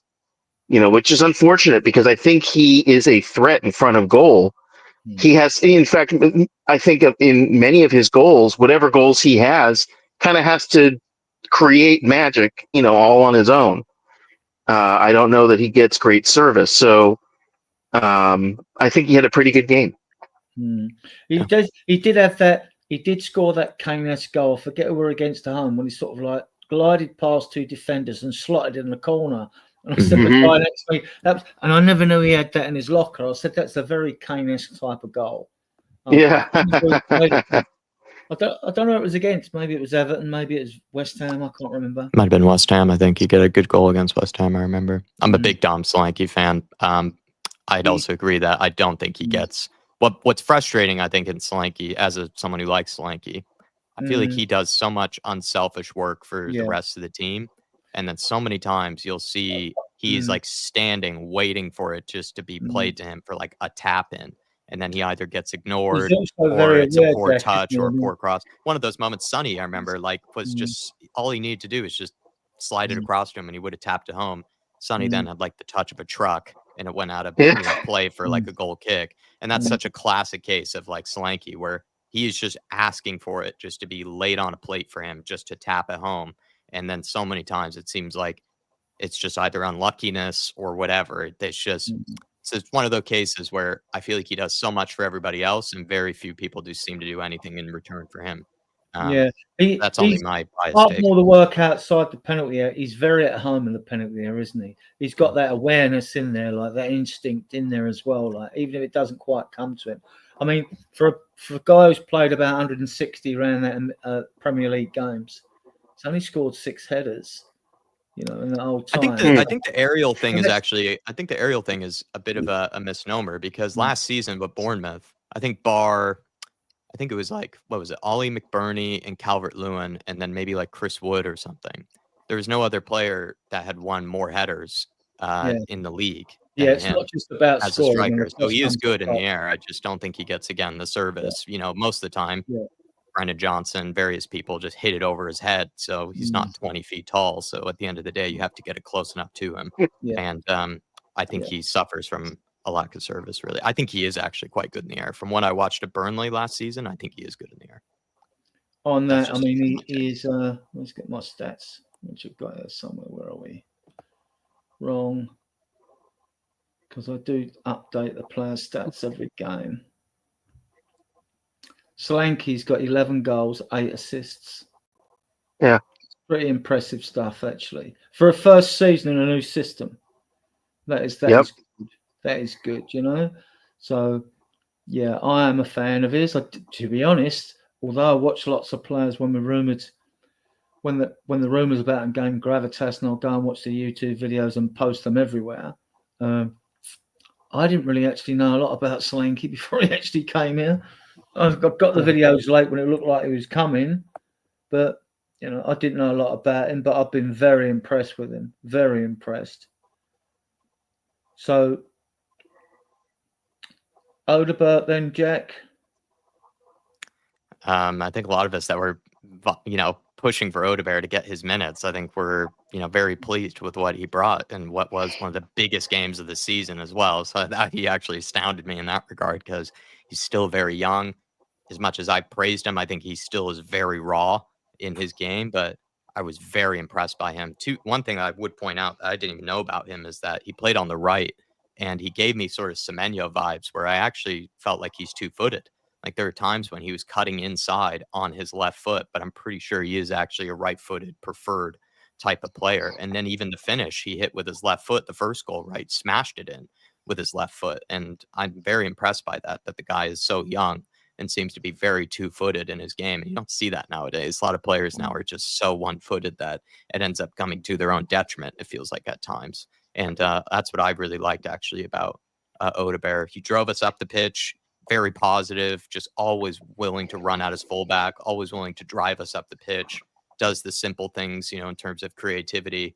But then, credit to him for being at the right place at the right time on both of those goals, just getting his just rewards for being a creative presence. And then I think on the most part, I think he did all right defensively. Wouldn't say he was like Solanke levels in terms of work rate or anything like that, but I wouldn't say he was a slack either, in terms of helping out his fullback and tracking back. I thought easily man of the match for me. I think he was positive from the get-go a couple of times as well. Like there were some moments where I think he just, I don't know what it is, about him. Maybe he just has that ability where he would be surrounded by 4 or 5 players and he just sort of spun and he's just all around them, on a couple of occasions, just sort of dribbling past one after another.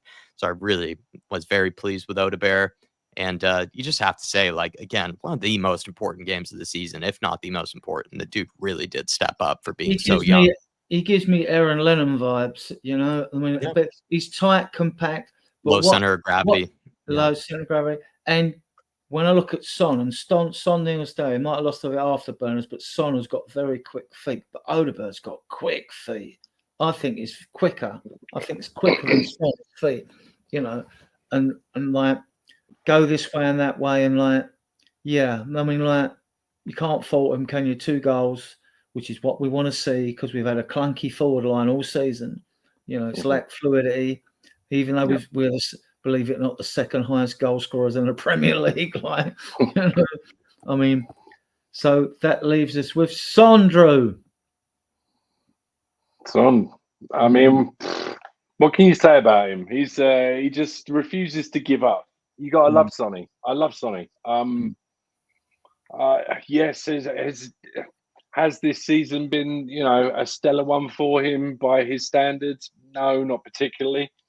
But he continues to go out and put his body through it. I thought he was great. His shutting down was obviously integral for the first goal. Got another assist, which is, how many is that now? We could probably go on to the stats. 11 goals, 11 assists. I think he's 11 got assists for the season. So, which I think is probably up a little bit more from what it was. So his GA average is probably still there. I mean, yeah, he's 32 years old. I refuse to be harsh on him. I refuse to compare him with the likes of Salah and stuff like that. Sonny's Sonny. And I just hope that I hope we can get a trophy for him more than anything. I want a trophy for him more than me. He's given 10 years for this club. 10 years. Yeah. So. Yeah, we all want the Europa League for him as well as us. But yeah, I find with Sonny, because he scores in clusters. If Sonny ain't scoring, you get a section of fan base, but he contributes a lot. When you hear about what Madison glows, he fuses about Son, so even at his age now, about what he actually brings to the game and the other players around him. And I think watchers miss that, guys behind me at the game, get rid of me, shouldn't be out of our club. And you got them sort of toxic type blokes thinking, have you watched this game? You've paid money to come in the stadium. Are you watching what's going on in this game, mate? Seriously. I think in hindsight, let them get on with it. In hindsight, I think maybe the captaincy was one step too far. I think he should have been allowed to just go out and play his position and not have to worry about the extra burden of it, because I think losing Harry Kane beside him was burden enough. And I think he's had to deal with losing Harry Kane and being given the captaincy. So it's all on his shoulders. Yeah, I think that was one step too far. I'd have taken that back if I could. But other than that, I think he's given so much to this club. You can't be anything other than just appreciative. So yeah, I don't really blame Ange though for giving it to him, just because there really wasn't anybody to we took away all of our experience. We got rid of Kane. We got rid of Højbjerg the following season. Lloris was gone. Vicario, bunch of new players that were either really young or just brand new to the team. And then we didn't bring in anybody that was like a been there, done that sort of guy. Like, for example, like what if we had brought in like a Sergio Ramos or something like that? Just someone who's really been at the top of the level, top of the game, that maybe could take like the captaincy or something like that. It just, in a way, by default, it sort of had to go to Son. But I agree with you for all those points. Like, it probably was unrealistic and unfair to give him that. Really but it's almost like Daniel Levy, just by his own transfers, like sort of forced it to an extent. If you've got one or two players not on point, the captain can sort of scream at them. Our dealers used to say to Perriman, Stevie, why are you always shouting? Because he would, right? And when Robertson, it was a different game back then. Now, a lot of these I don't think they have got the same hunger as previous generations of footballers. And to me, I'm old school. If you can't motivate yourself to play for my football club, then get out, then go. Just go. Who you are, just get the F out of my club, right? It's more of a PR exercise now. You want people like, to have words on the pitch, like Vicario as a back four and like central, to have words here and there.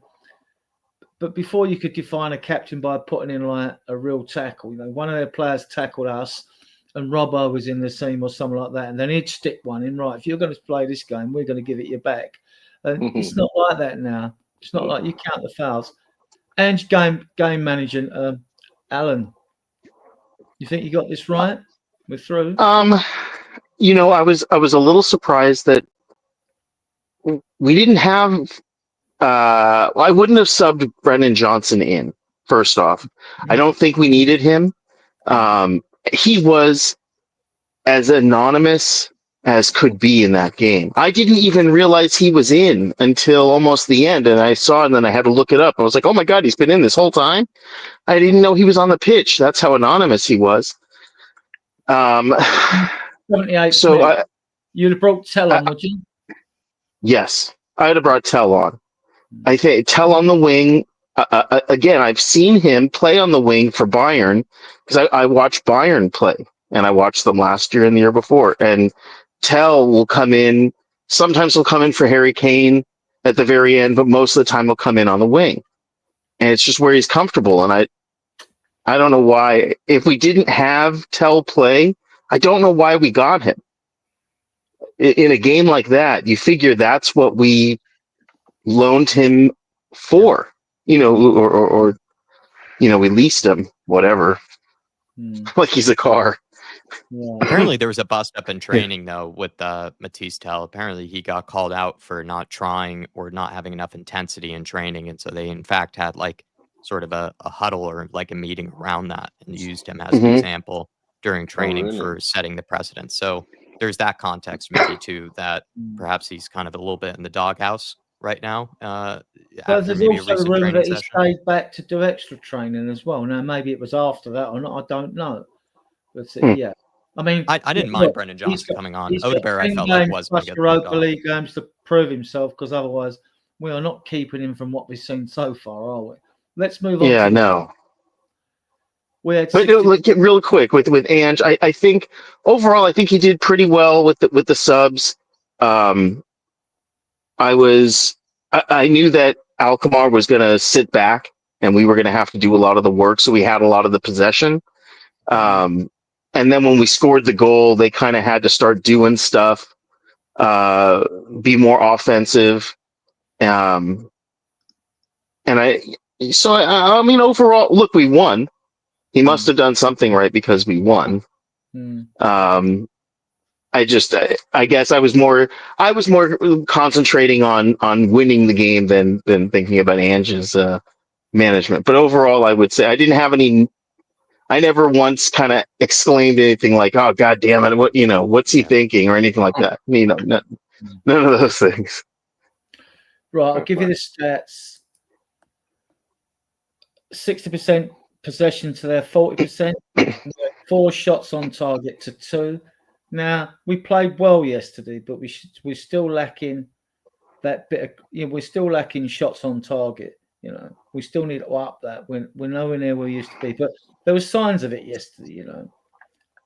We had 17 block shots to their 10. I think that was right.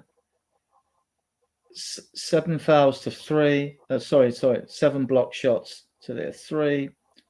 6 fouls to their 12. 5 corners, 2 tackles, 1, 54% to 40. I think most of that was Bergvall. Clearance 12 to their 33. Interceptions 11 and 8. I think that was Bergvall as well. The kid's got such a good footballing brain that he knows when to come and get the ball. Right? Yeah. Did you guys catch that moment when there was going to be a free kick and Sonny and Madison were arguing with Pedro Porro? Yeah. Jack mentioned that earlier. He was getting Chelsea vibes. Didn't like it. Yeah, that was a little weird. I because Son and Madison, that's the captain and sort of the leadership, and Pedro Porro here, I guess, was very insistent on taking that shot. I was curious. No one followed up on it, though. That would have been something that I think people would have wanted to. Seems like that's a real moment, catching them out in the middle of the game, seeing them argue over who's going to take the shot. I think it's one of those things that they would try and make something out of, but I think it's a nothing burger, man. I know they all get their egos and they all want to put us ahead, or they all want to put it in top bins from 22 yards out, because that's the picturesque. That's what goes on the back of the paper, right? Do you know what I mean? I think I'd like to think going forward there's less of it, and the hierarchy steps in and go, come on boys, let's not do that again. Right, before I move on, we got 70 odd of you viewing us on XCommon in here. If you like Lovely. our content, Appreciate you joining. shows, we appreciate you being with us. We appreciate all of you in your chat for your comments and that. But if you like the videos, give them a thumbs up, subscribe to the channel, and guys, spread the word. Spread the word. We're 8 months old. We're doing fine, actually. We're doing much better than I expected, but we're fine.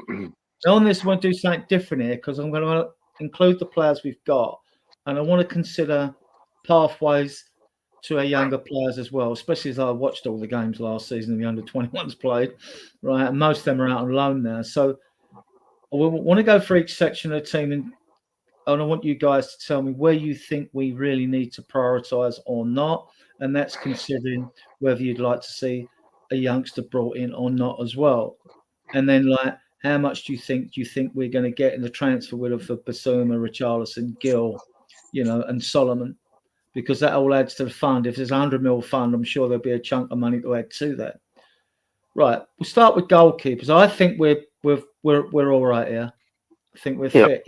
Yep. Now we move to fullbacks. I don't think we're fit here. Alan? No, I honestly, I think Spence has found his way in. Although I think there were moments yesterday's game and even the game prior, Jed was a little shaky at times, but I think overall his play has just cemented him in as on the first team. And I don't know what that means for Destiny. I prefer Spence on the right, maybe, and Destiny on the left because Spence on the left, he didn't sync up with Son that well. I heard Jack when I was listening to you guys yesterday. You were talking about that. The link up play wasn't very good. I think we can all be decided where Spence is better on the left or on the right. People are saying on the left now because we've seen him more on the left. We've seen him doing a good job on the left. We've only seen him sparingly used on the right. But my main question for this topic is, do we need to bring a left back in or a right back in? I think we need to bring in another left back because I'd like to see Jed Spence go to the right and take over for Pedro Porro. I honestly, we've seen this season many teams get joy down that Pedro Porro's side, and he I think as the season has gone on, I think it looks like he likes to take these shots and he likes to cross the ball, and he's not he's someone that needs to be in the midfield or up on the wing or something like that. He wants to be doing that stuff. And you in the chat, join in with us here. Like when we go through these links, these sections of the team, join in. And if you've got any suggestions of players, realistic ones, join in. I mean, left back, we've been linked with Dennis Serkin, who was at the club. Right back, we've been listening with Ratu, who had a good Euros for Romania. He's 26, 27-year-old. And they're looking at him now because he's been in good form. Right. I don't know many other names. Jack, left back or right back for you, would you say as a priority? Same boat. I would also go for a left back. Yeah, at summer I wanted one. We didn't get one in. Yeah, I wanted Gorgu, but Man United got him. I think we have to go for someone homegrown. Any names? I haven't really been looking as yet because we haven't been linked with anyone as yet on the left back side. No. Apart from Serkin. I think we should look at someone homegrown because when you think about it, the whole back line doesn't really have that many homegrown options for the Carl most part. Walker-Peters, right-footed. He's always played on the left. When he was in the junior team at Spurs with Young England, they won the mini World Cup or something like that. He's experienced now. Dennis Serkin was with us. Robertson's a left back, the American at Fulham, isn't he? He's a left back. He's homegrown. I believe he's homegrown, so that would be a decent option. We would probably never get him though. He's being looked at by the likes of like Real Madrid and places like that. Or Liverpool are looking at him. That there are other teams looking for Chilwell. No, he would never come to us. Chilwell, you talking about Ben Chilwell from Chelsea? Too injured, man. Too injured, and he probably hates us. So he's either in London or Palace, or they bought him.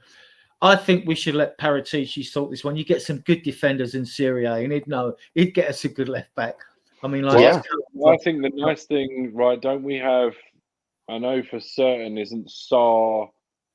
Sarr will be homegrown as of next season, right? I think. So I don't necessarily, or at least I think there's a couple more. All I'm thinking is that we don't necessarily need to balance out the back line with a homegrown player necessarily. I think it's different for Europe, though. That's why it's complicated. European football is different. To be in the B list for the under 21s, you have to be with the academy for 2 years. Okay. And you need 8 homegrown, doesn't matter. I mean, in Ben Davis' class as homegrown, Brennan Johnson does, Solanke, I think he may. Yep. Madison does. So, I can't remember everyone offhand, but for Europe, will we lose? 4 of them academy trained players have to be with the academy for 3 years. And it might be 3 years from the age of 18. So Mikey Moore won't. And the reason that, for those of you watching, the reason that Bergvall and Gray don't count is they've never been in the academy. So they have to account as adult players in the squad, which doesn't help. And Ange said in a recent press conference, we're still going to have that issue of Europe for the next couple of years. Well, we won't have no issue with it next season if we don't win the Europa League, because we won't be in Europe. Right. Sure. Players won't want to come to you because of that, right? So you'd think the rules would be standardised here and in Europe, but they're not. So we're agreed left back is a priority, right? Okay. Yeah. This is where it gets more complicated. I would say, if realistically, because this is Spurs, we're probably only going to get one. So therefore, probably a left back makes sense. If this was my FIFA career mode, I might look to make Udogie and Spence my starters. Okay. Before we go that, because we sell Porro and then get 2 backups. Right. Okay. Okay. Right. Well, let's do that bit first then. So we can safely assume that I think Richarlison's out. Basuma's days are numbered, right? Gill's still got to be sold, and you've got Solomon at Leeds, right? Reguilon will go for nothing, right? He won't go for any money. He's at the end of his contract. So those 4 players, right, guys? How much do you think we'd get for Solomon, who's playing out of his skin? You never know. We might take him back, but I don't think so. Not with Selwyn. We've got enough wingers. 15? Probably, 15 would be my guess. For the lot. Let's be conservative then, yeah? So how much for Gill? 5 mil? Maybe. 5s, maybe 7.5. Okay. I think you get like loan obligation to buy sort of thing for like 8-9 million to some poor Spanish club that doesn't have a whole lot of money, probably. You ended up doing. I think sometimes we overestimate our players in terms of their value. With Girona, I think they had an option to buy him for 8.5 million euros, which would be 5 or 6 or 7 million quid, and they want the price to come down. Well, if we're not desperate, 7 million quid, don't sell them to him. Someone will buy him for that. So, arguably, Richarlison's worth the most money out of all of those players. 20 mil. How much for Basuma? Basuma's 27, 28. 10, 20. Say 15 then? Yeah, maybe. Yeah, split the difference. If you get somewhere between 40 and 50 million for all 4 of them. So we got 30 mil. And how much for Richie? Clubs reckon they don't want less than 40 for him, which they'd easily get for Saudi, but like 25. 25? Yeah. 25. Okay, we're being very conservative. I think you'd get a bit more than that because number 9s are a rarity, right? So that's 55 mil or a transfer. So bear that in mind because we'll have at least 100 mil to spend anyway, right? And I know we've got to pay for Danso, but it's not a lot. And the money's amortized for Danso as it is for Solanke, right? So with that bearing in mind, and this is what I'm always thinking about which gets complicates the matter when we go into the transfer market. Look at the centre backs. We've got Davis. He's at the end of his contract. I would let him go. Yep. Right? VDV, because he's not an upgrade. Why keep him? VDV you keep. Romero's down to 2 years in his contract. If you don't sign a new one in the summer, let him go. Real Madrid have got a chance of going for like Romero. Maybe laugh this report today. Romero, Saliba at Arsenal. There was someone else I mentioned, and Jonathan Tah will be on a free contract. Well, I think I know where they're going to go, right? I think yeah. Right. So Romero, all right. People think he might go. Yeah, we'll go. Hang about, but they pay top money for sexy midfielders and attackers. They don't usually pay top money for defenders, unless Jack can correct me on this. And who else can afford to buy Romero in today's deflated market in Europe? I mean, PSG, Real Madrid, Barcelona. Barcelona don't need a defender. They don't have money either. They don't have money either. So when you talk the numbers Spurs want, I think that's enough to frighten Real Madrid off. If they're that desperate, they won't hang about. They'll get a Jonathan Tah or something. I think we keep him, but I mean, I don't know. I could see PSG making a cheeky move. They're doing bits over there. I know they've gotten rid of their Galactico-esque thing. You know, they've gotten rid of Messi and Mbappe and stuff like that. But they got a young squad. Marquinhos is elder statesman at the back. I think they're probably going to be looking for a centre back. They could afford it. They just got Kvaratskhelia. Kvaratskhelia, yeah. Kvaratskhelia, yeah. Kvicha Kvaratskhelia. To make it easier. Yeah, so like they're doing bits over there. They're not afraid to flash the money if they need to. So I could see that if he's not prepared to do the contract this year, you got to think about it. I could see Man City.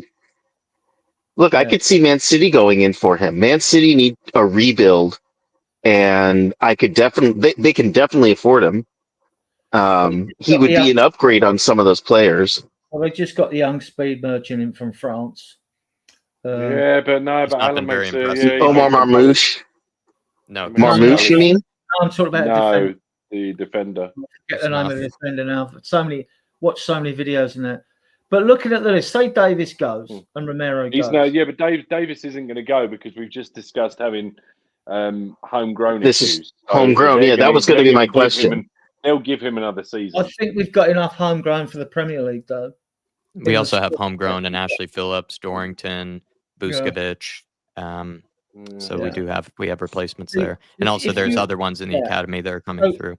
Take the worst case scenario. You lose Davis and Romero. You've still got 1, Dragerson 2, Danso 3, Vuskovic 4, Gray 5, Phillips 6, Dorrington 7. Ange did contradict himself with the centre backs because we probably put Danso in, but that was because of the injury crisis we brought him in. I don't want to block the path, he said, of academy players, right? That's what he said, right? But considering this list, I mean, we know Romero and VDV are good. We know Danso looks good. Vuskovic, when I've seen him, he's a generational talent. We paid about 16 mil for him as a 16-year-old. It's unheard of for Magic Split. Smashes it there, smashes it in Poland. He's now smashing it in Westerlo.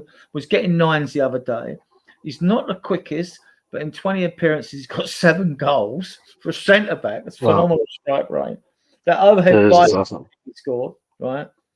Danso's home. Yes, he is, because he had 6 years with Reading or Milton Keynes, and he had that year with Southampton before COVID, and then he went to France, didn't he?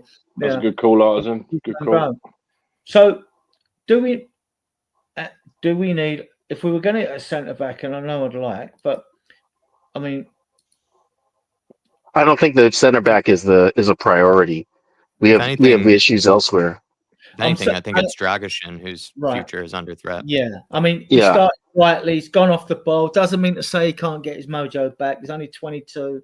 He's played well enough for Romania in the Euros and all that. So at the moment, we don't see. And this is good in one way because now we're sort of looking at saying we've got about 150 million transfer, and we all know we're going to need a striker, which we'll come to. So we don't think. So none of us think that the centre back issue is that urgent to bring one in. I don't. The problem that you've got with Dragusin is that he's coming back off a fairly nasty injury. I don't even think he's going to be ready for the beginning of the season. So it's unrealistic to think anyone's going to take him on anything other than a loan. Then I still, I mean, that just kicks the can down the street. You got VDV, Romero staying, then you got Danso, Vuskovic, and Gray can play as centre back as well. Dorrington can play centre back. He's good. He's good on the left side. He's actually a bit better on the ball than Phillips, but they're both good. I mean, none of those last 3 centre backs, they're all 6'4". I think Vuskovic's a little bit over 6'4", not 6'5". Phillips and Dorrington are the same. They must have been stuck in grow bags and put in a greenhouse when they were kids. You know what I mean? And they look decent. I mean, when I've watched Phillips and Dorrington play, they've looked decent. I mean, Dorrington had that bad injury towards the end of last season. I think with this lineup, we could probably take Gray out of the center back lineup and move him up into the midfield. Right. Let's move on. So we ain't spent no money. I mean, unless we're thinking about spending some money. we ain't spent no money. All right. Well, hang on. Let's play this. Play because what happens if? All right. So Ben Davies goes. Oh, I don't want Gray. to say. Does anyone believe that if I say something, it's going to manifest itself into into a real thing? Or can I speak freely? You speak freely. We're not none of you crystal huggers or anything like that. Okay. There's loads of permutations. I mean, if so what happens? All right, what happens? Hang on. What happens if VDV goes down again and he's absolutely he's knackered, and Romero decides, do you know what? I've had enough. But you can't. What happens then? Well, I mean, you've still got Danso, Vuskovic, Gray. Dorrington plays left side to centre back, right? I mean, you got to look forward to think, or say if you sold Romero, then you've got another that 150 million we've got. We've now got a minimum of at least another 50. We've now got 200 odd million to spend, right? Well, given that we're all, I don't know if I'm just speaking for myself here, not all of us, but given that I would like to see, and I was just, obviously I don't want to see him go, and for the sake of cohesive, finally building a cohesive unit, I'd wrap those two up in cotton wool. I'd push the boat out on Romero's contract, and I'd actually try and persuade him that there actually are good times ahead. I don't think you can, I know you keep saying Vuskovic, Phillips, Dorrington, none of them are tried and tested in the Premier League. I wouldn't be able, I wouldn't put my money on any of them with all the greatest respect in the world. Gray is still as well as he's done. I wouldn't put my money on him being a long time centre back. So, it's I still think we might need to get another body in there. And if that meant getting somebody that could play left back and left-sided centre-back, I wouldn't be opposed to that. Well, David Hanko fits that bill at 500. 27. Nice. He can play that. Jack, do you know him? Yeah, David Hanko. Yeah. He plays left centre-back, captain as well. So if you want a leader, if you like leaders, you might have to pay 40 mil for him, but it's well within our price range. If you really wanted to get him indefinitely, I think Slot wanted to take him to Liverpool. I mean, do you want to see a path for these young centre backs, Jack, or you want to buy another one in? I think one of them should be good enough. We're not talking about them starting week in, week out or anything like that. We're talking about them playing as rotational options. So, it's not like they're going to be playing ahead of Romero or anything like that, or playing ahead of Van de Ven. Of course, you want there to be good enough competition for some of them. I think Danzo offers good enough competition for Romero. In theory, Dragusin should, but I don't think he actually does. And I think then you have Vuskovic, Phillips, or Dorrington to battle it out as a rotational option. And then also Archie Gray. Archie Gray is a very useful utility player to have around, a guy that can play a ton of different positions. And if needs be, you just need him to sort of do a job like he has this season. Again, it's not totally inspiring, but it's kind of realistic. That's what also Spurs have always been. I think Spurs will be that team that will probably slightly have a bit of a drop off to some degree. I'm kind of in the boat. I'm kind of on the boat with Romero. I have a slightly different opinion. I kind of think that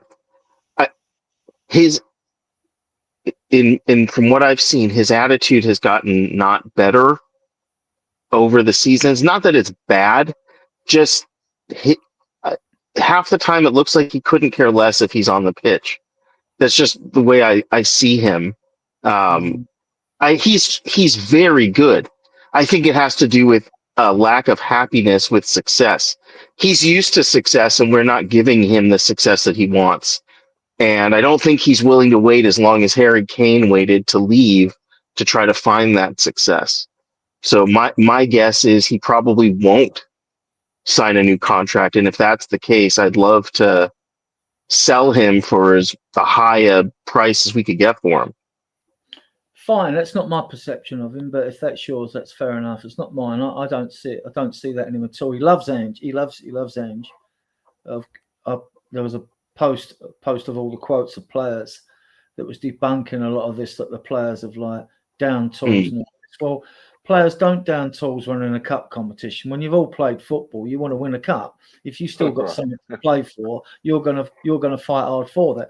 They're going to be tried doubling hard. Now, it wouldn't surprise me if one or two might take their foot off the gas before the home game against Frankfurt. That's a possibility. Don't want to get injured or whatever.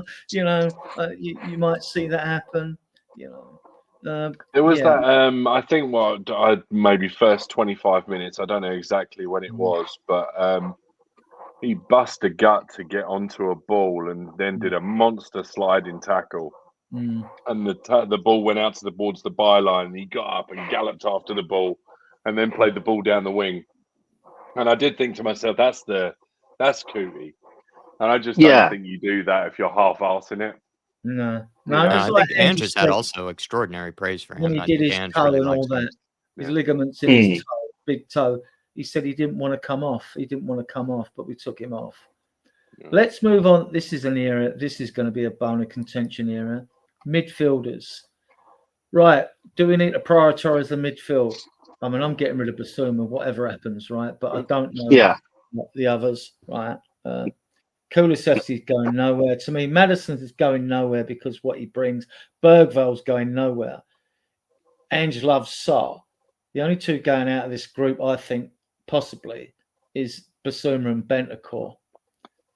Yeah. Bear in mind, with a 25-man squad, once you've got 22 players, 22 outfield players, you've got two for every position. 23 is the third goalkeeper. That leaves you two extra positions. I'm not against having two extra midfielders and crowding it because it's the busiest part of the bulk for like, you know, the 48 games you're going to play this season if you're in Europe, minimum. You got Archie Gray. We could bring Archie Gray into the mix. Yeah. So he could come into the mix here as well.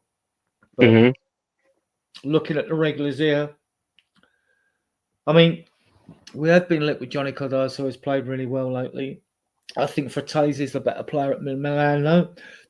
But you could virtually now, in a way he's been playing, bring Cardoso in for 21 mil, which is the 25 million group deal. We could bring him in at 25 mil and probably sell him for 30. That's how well he's been playing. So Levy will love that. So who are you getting rid of? Yeah, I could see getting rid of Basuma and Bentancur, to be honest. I think Bentancur, mixed bag kind of player. You want to count on him because he's very good at what he does. But Bentancur is that player that allows his passion to get the better of him, but he does a lot of fouling, catches a lot of yellow cards. And he's kind of a polarizing player. You know, he had the issue people were talking about how they wanted to throw him out of the team because of what, you know, the stuff that he said about Sonny and stuff like that. Which, whatever, you know, however you land on that. But it's just, he can be kind of a contentious player. And you know what? I think we can upgrade. Most importantly, I think we can upgrade. Bentancur is not the pinnacle. I think we could do better, and if we spent a bit more to get somebody with experience to kind of improve on. We have to improve the team. So, I mean, there's going to be people that we don't necessarily want to leave, but probably for the team should leave. Basuma is definitely one of those players. Jack, who are you getting rid of? I'm getting rid of Basuma, and I'd probably keep the rest of that midfield, and then I would add another deeper lying midfielder. So you're adding Graham, one other. Yeah, I'd look to bring in someone of real quality, of real, sort of proven, done that sort of type of level, because I think that's what the midfield's been missing. Personally, I really rate Bentancur. I agree with what Alan has said, though. As well. Fit Bentancur firing on 8 cylinders is a fantastic player. Absolutely, he is. I'd have given him a free for his last game he played for us away to Alkmaar and all that, but against Brentford away, he was superb. Right? And the game before, he was very good as well. He really did shield the back four. So, yeah. Drew, who are you getting rid of? Hang on. Well, Jack, what are your thoughts on Bentancur? I was going to say that I think Bentancur, I agree with Alan's points that I think everything that he's done, off the pitch and on the pitch has detrimented him or hurt him. I think he's had a lot of suspensions. I think he's had a lot of bad injuries that have maybe not been his fault, but just it's how it is. He's missed a lot of games. But, this guy is probably, when you think about it, more experienced than any of the rest of these players combined in terms of European football, European experience. He won multiple titles with Juventus. He's the Uruguay's best midfielder. I think we even saw under Antonio Conte in that 3-4-3, this dude can play at a very high level. He was looking like one of the best midfielders in Europe during that time. So I think you have to keep him around just because we've always complained about a lack of experience. Bentancur does have more experience than the rest of these guys, so I'd keep him around. I'd look to bring in Ederson from Atalanta, personally. I've really liked Ederson from Atalanta. I think he would be someone that is realistic for Spurs because he's coming from a small club, in Atalanta, and we could probably fork out a lot of money, which they would take. We have the Paratici connection as well. We bought from them before, and I think someone like Ederson is going to be looking to move on this summer. And whether we get him or not, I'm not sure. I think he's almost I think he's Real Madrid level quality. But if we can somehow finesse an angle via the Paratici links, I'd go after someone like Ederson. Do you think, although he's done a decent job as a holding midfield player, do you think he was better when he was playing more as a central cam midfield and dragging us up the field? Because he would drive us up the field when he was at his best. I mean, Bentancur? Yeah.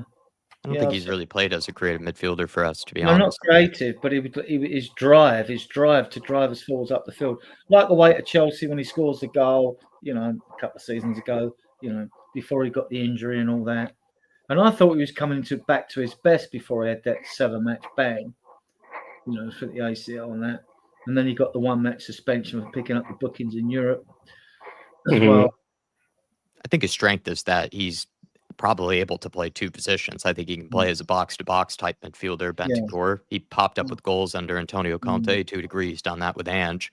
And then I think he's shown that he can put in incredible displays as a deeper lying midfielder. I think of the Man United performance when it was Kulusevski, Maddison, and him. That was a very, very good midfield for a good period of this season. So I think Bentancur is worth keeping for that reason. Because he can play I think the clue in Ange's thinking is the fact that, he's not been first choice in that midfield to start a game for a while. Even Saar, Bentancur, Bergvall, everyone.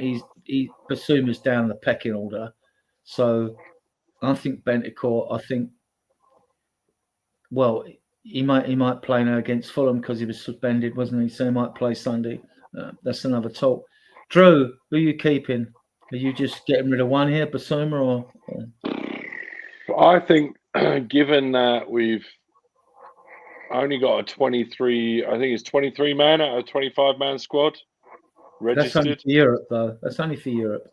No, so I thought it was Premier League squad, isn't it? No, we've got 8 Premier League homegrown. I don't know. I guess in that case, remember Austin and Whiteman are homegrown as well. That's why. I just mean. I'm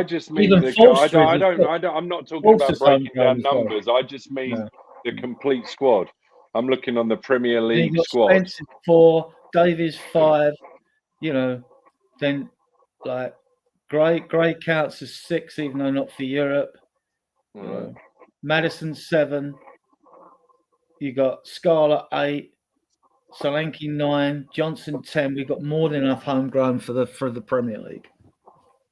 No, I'm not talking about homegrown, Adrian. I just mean the amount of registered players that you can register for the squad completely.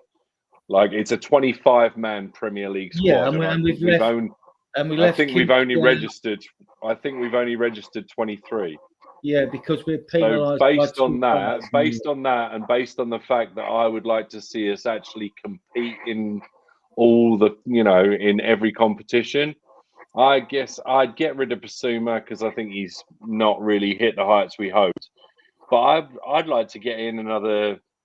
I think if you consider that Dorrington's going to come back and potentially play a few minutes, I'd like to see another 2 come in. I think you get rid of Bissouma and then replace him with somebody, get somebody else, and work Dorrington in.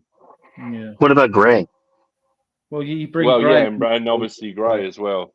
I think we're on the bring Gray into the group and one other from outside, a quality oven-ready midfielder.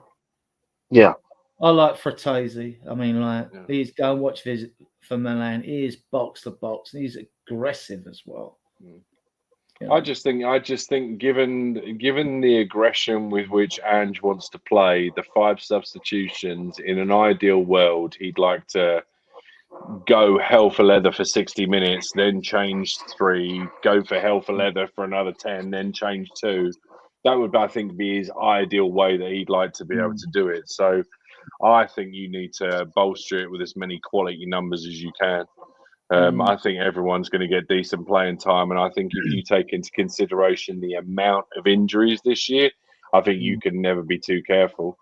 So, yeah, I'd get, I'd ship out one. Definitely saying our priorities in the summer so far are a left back and a midfielder, right? Yeah. Let's move on.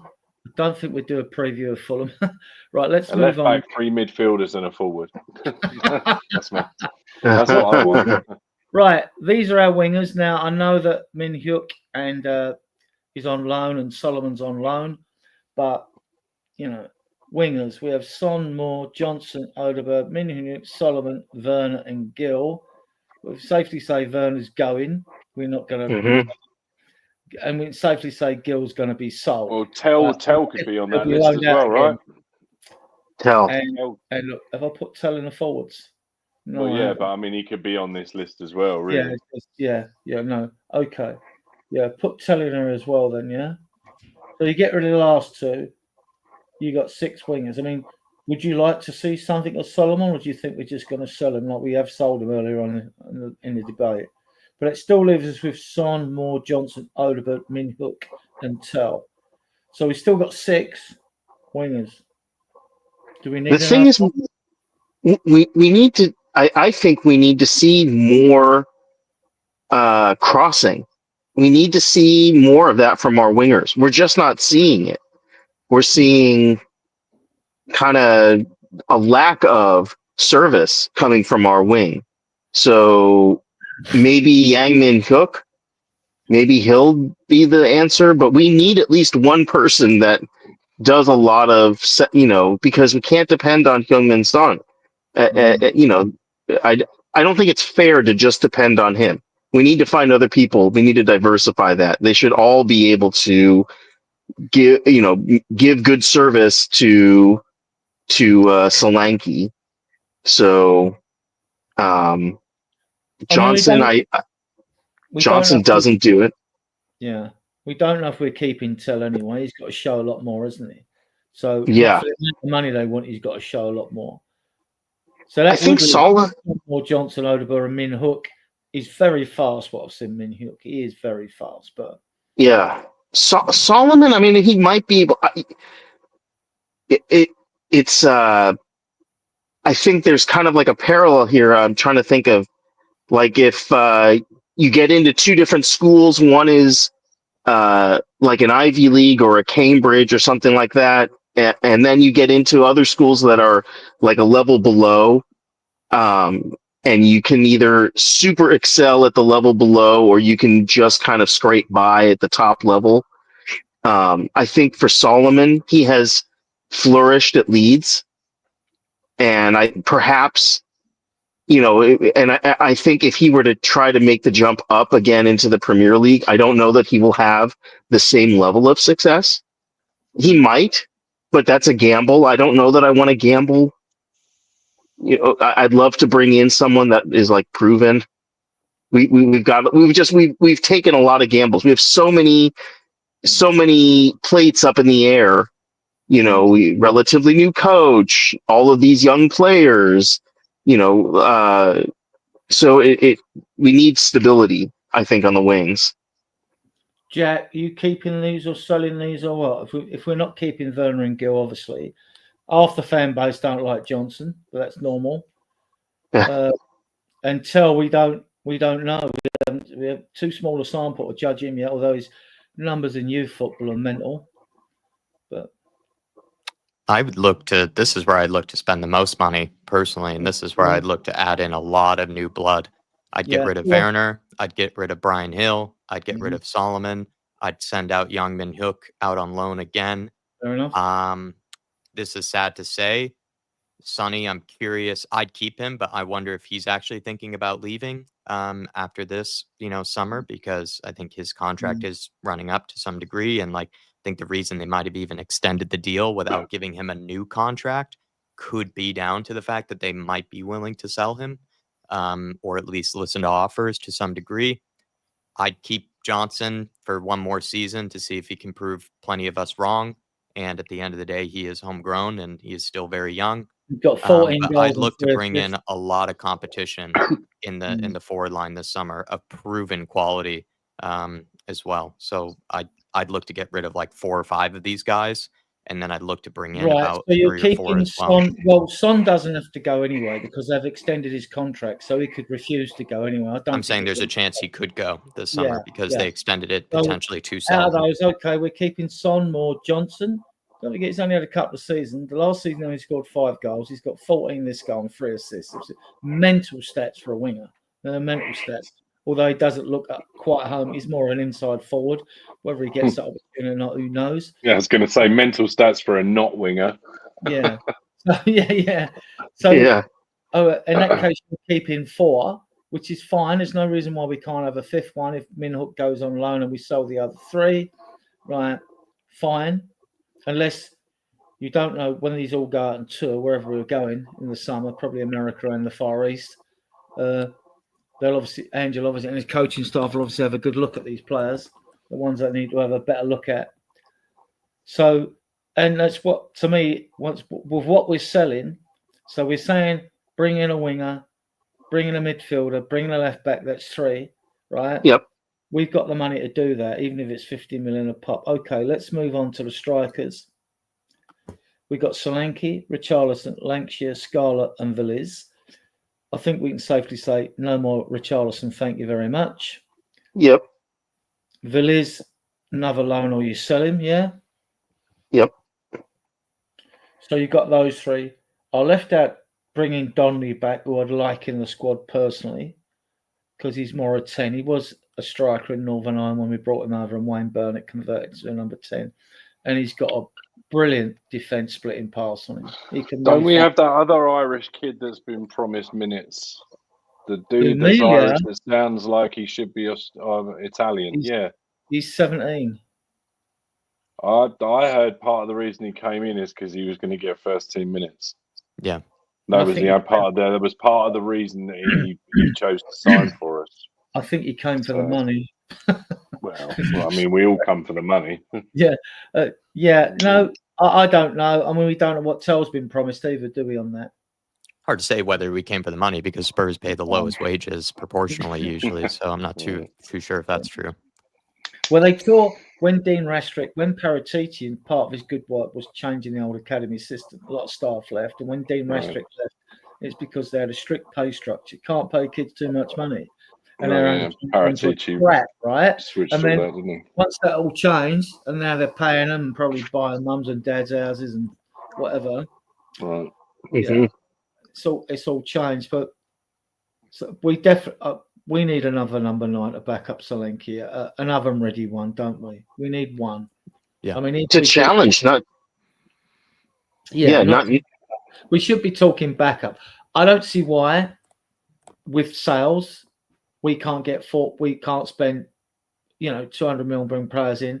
We could get Dusan Vlahovic off of Juventus now, although he might not be considered an handball player, They're willing to take a cut price off from Juve. So come on, Paratici, do your work.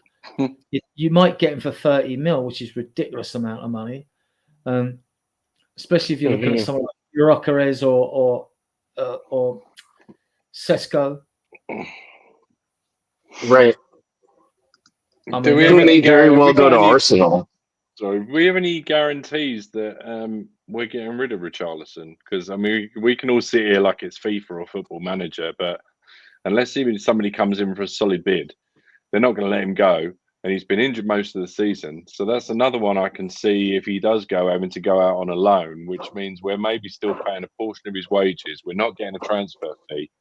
So I don't necessarily know that it's as easy as just saying, let's get rid of this lot, let's loan him, and let's buy Dusan Vlahovic, to be honest with you. You get him for the same money. Not to be a damn squib, you sell him for.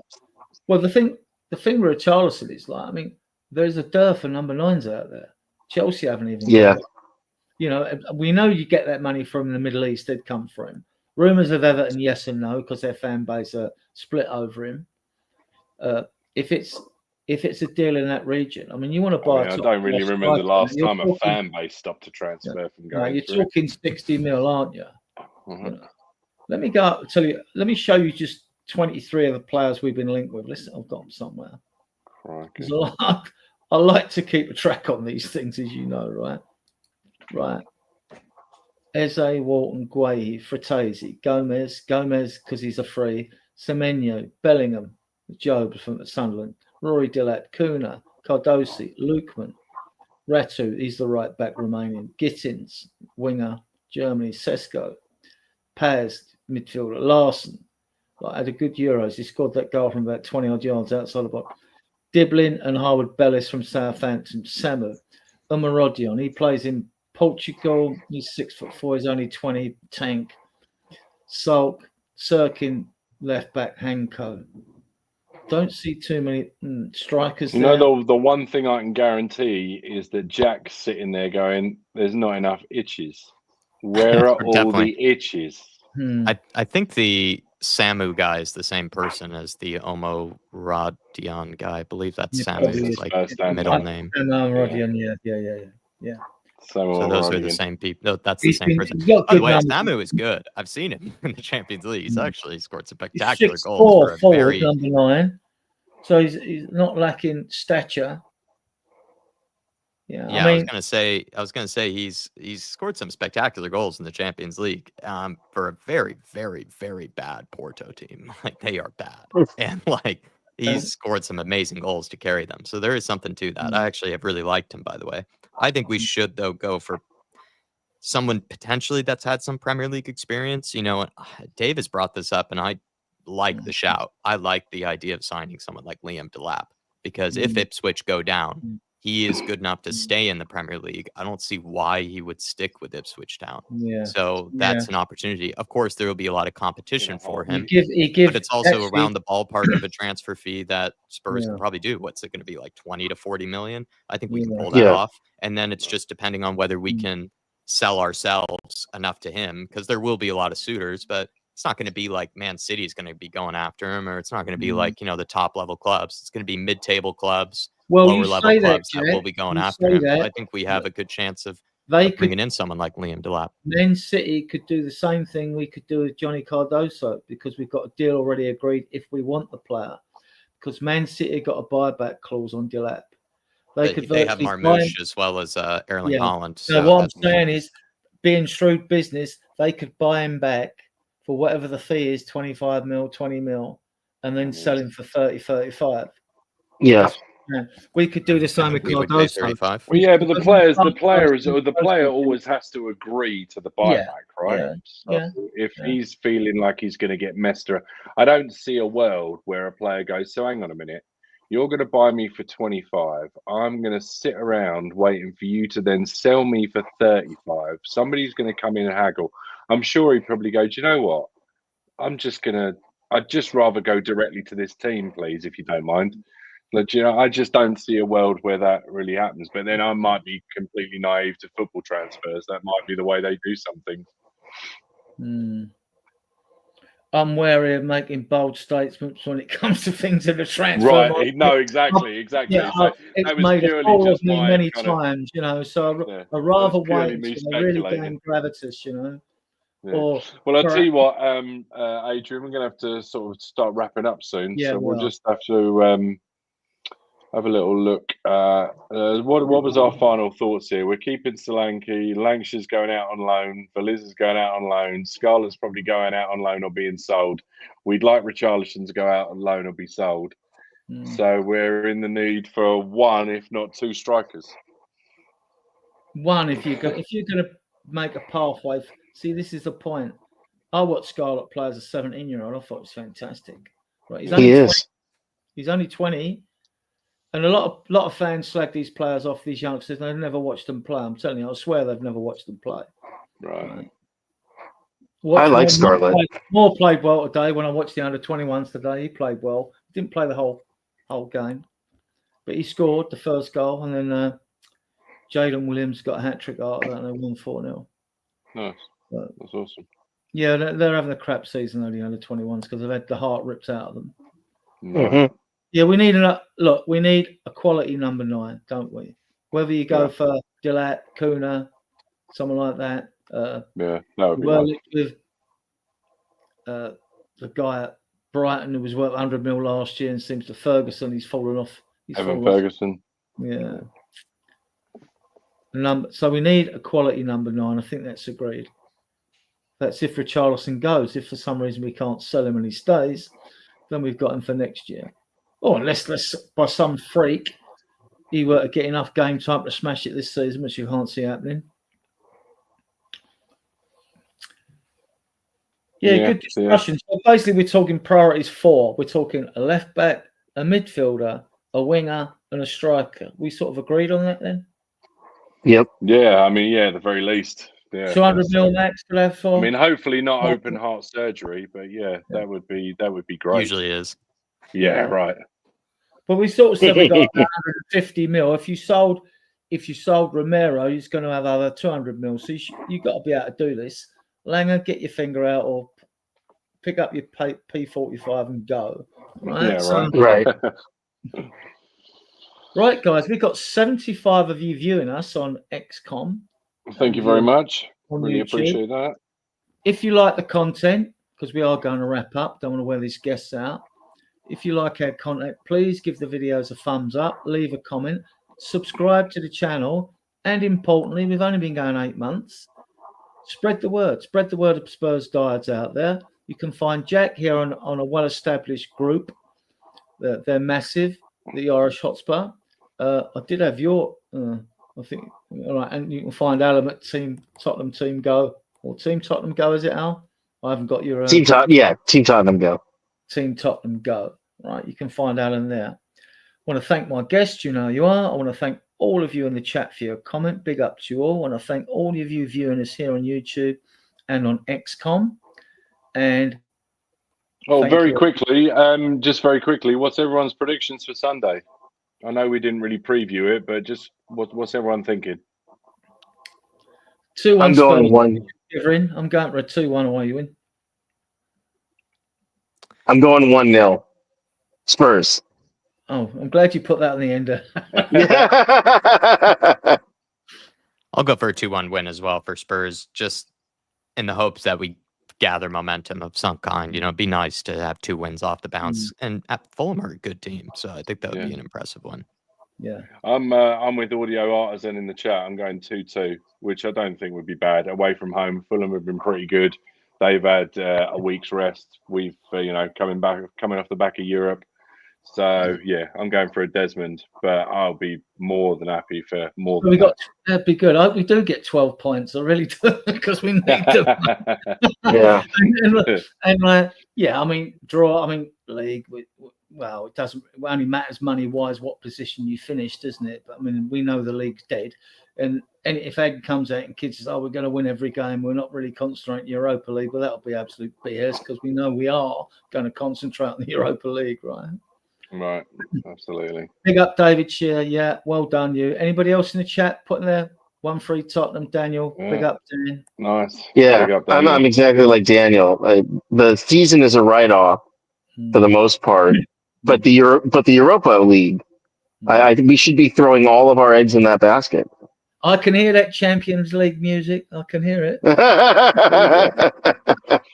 Awesome. Well, yeah, thank you very much, everybody in the chat. Thank you very much to Thanks for our having me, lads. colleagues and guests. Yeah, Jack, Thank you for having me as always. We'll get you all back.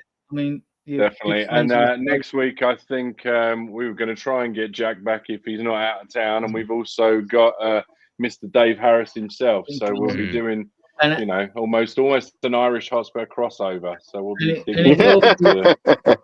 and next week's show, because it's Friday, will be sort of an open forum whereby we'll be taking any comments in the chat, any Spurs news or PL blunders. Obviously, we'll cover. Yeah. And we want to do your receipts, guys, because we want to get you. This will be good fun to get us all arguing. The best Premier League Spurs can do is that since 1992 when the Premier League was formed. Right? So we'll have some fun doing that. And with that, I want to thank you all again. And I'm going to play you out with Much appreciated.